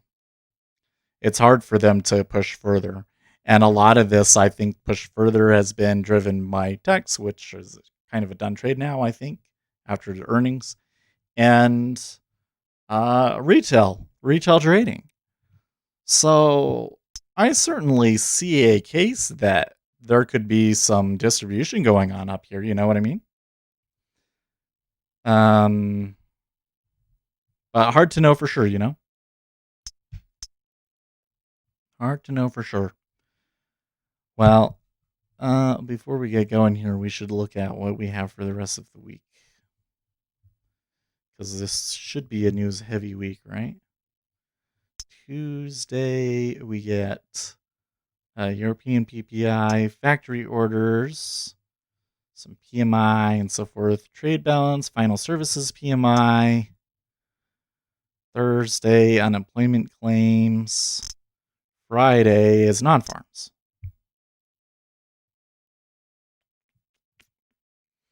More than 35% didn't pay rent for about 2 months. Yeah, I don't know, man, dude. It's kind of like you would think that would be like a big deal for the markets, but today they don't care.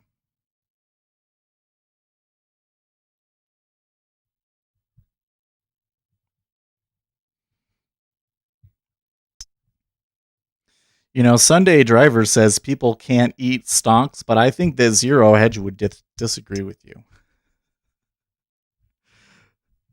Let them eat stonks. That's what Zero Hedge says. David Portnoy, he probably would say something like that. I'm sure if we asked him if you could eat stocks, he would say yes. I don't know how to...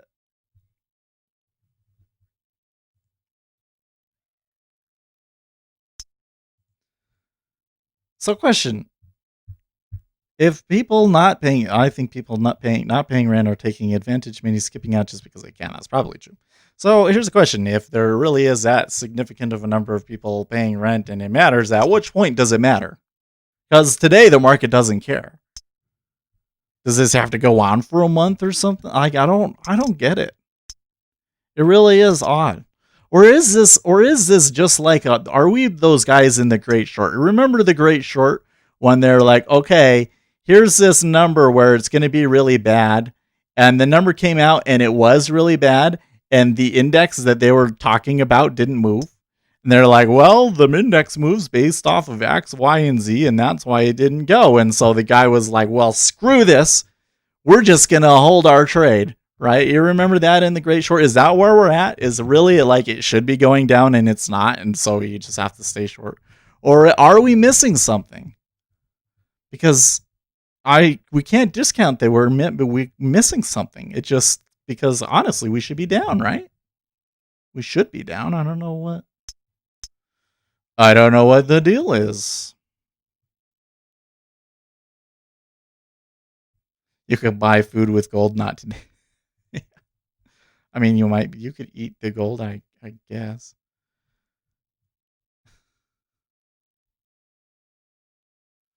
Donald Trump, my visits last week to Texas and Florida had massive numbers of churn. This is he already tweeted this. the markets, it's manipulated, people pump money. You know what? I was reading an article. I'll end on this one, okay? Last thing to share with you guys. Somebody posted a study on the day trading subreddit, and this was a study about technical analysis. They investigated 5 different strategies. I think that maybe Gary Norden covered this one, but I didn't go and check to see if they were the same because it kind of sounded similar to some of the studies that Gary Norden explained. But basically, they had 5 different strategies, and one of them was like a momentum strategy. One of them was an RSI strategy, and there was a couple of different popular technical analysis strategies. And then they went and they ran these strategies, and then they had another strategy that was just random. And basically, what they found was that the technical analysis strategies didn't really do all much better than the totally random strategy. And that the totally random strategy actually had smaller drawdowns. That basically the ones that were technical analysis, they would work really well for a while, and then they would work really poorly for a while. So basically, it was a study where the results of their study was that technical analysis doesn't work. Of course, it was only on those 5 strategies. If you want to go more into that, go look up the free ebook by Gary Norden called Technical Analysis Exposed. One of the studies that they talk about, they tried thousands of studies and back tested it, and they found that they weren't really very effective. But the thing that I thought was interesting about that study was at the very, very end, they said, maybe it would be a good idea to use random strategies. And in fact, maybe it would be a good idea for central banks to use random strategies. That all of this, that the noise created by speculation is actually could be bad for the markets because it causes these swings when there's really not any edge to it. And so if you intentionally injected random liquidity or took out random liquidity, it would discourage people from trying to take those short-term trades like that. Isn't that interesting? That they're basically saying that the technical traders were harmful to the markets and that we should try and get rid of them. It's just an opinion, and it sounds like a crazy opinion from an academic, but it kind of gets you thinking, doesn't it? Dun, dun, dun, dun, dun. That's based the old Wall Street Journal dartboard strategy. They'd throw darts at a board of stocks and model those stocks against stock pickers. The dartboard almost always won. Yeah. Well, it seems to me that if you try and make extrapolations based off of technical data, that the reversion to the mean essentially means that if you have a strategy that starts to do well, that strategy itself will actually revert. And then in order to have a consistent edge, you have to have something that forces the market into doing what you want it to do, like the Federal Reserve buying all the time, or news that the markets have to adjust for, right? Or positioning. Positioning can have some, I'm not going to say predictive value, but it's kind of like if you know what the positioning is and then you have an event that is predictive, then it gives you a really good idea of where it's going to go so far. I read a book, Encyclopedia of Technical Indicators, and they found some worked, but it's an old book. Yeah. You know what was another interesting thing going? It was Gary Norden's book. He talks about how they would do these strategies, like really long back tests. And almost all of these back tests were finding that the technical analysis strategies worked better before the 80s. That once the computers came along, that they were less effective, which kind of suggested that there was some patterns, but that the edge had essentially been removed.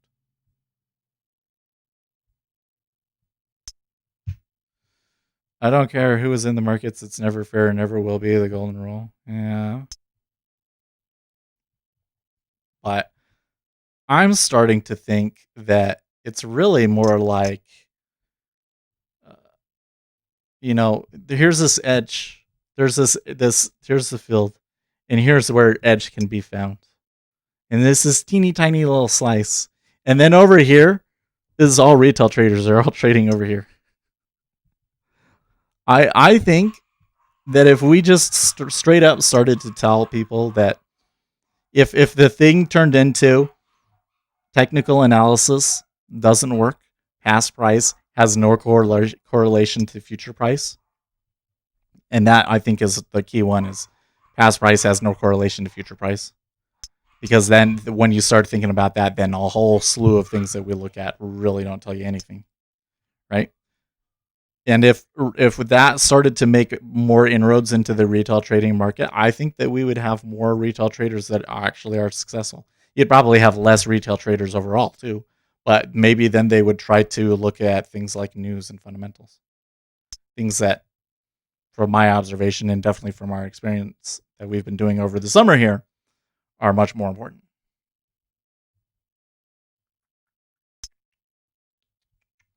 What's this right here? Futures IL tweeting something.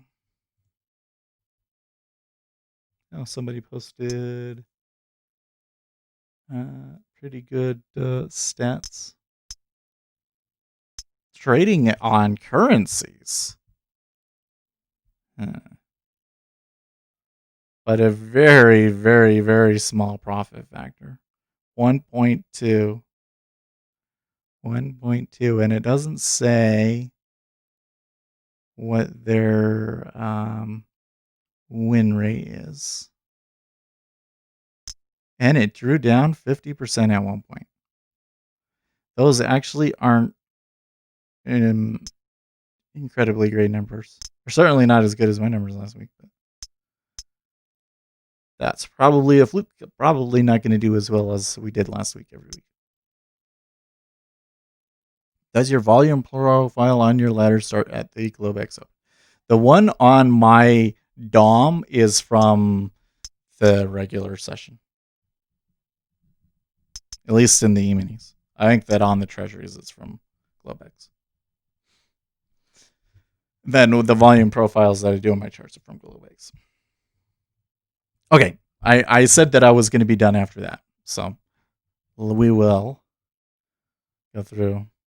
Do you think the markets should be fair? I don't think that anything would be fair, but I don't think that whether it's fair or not is really relevant, to be honest.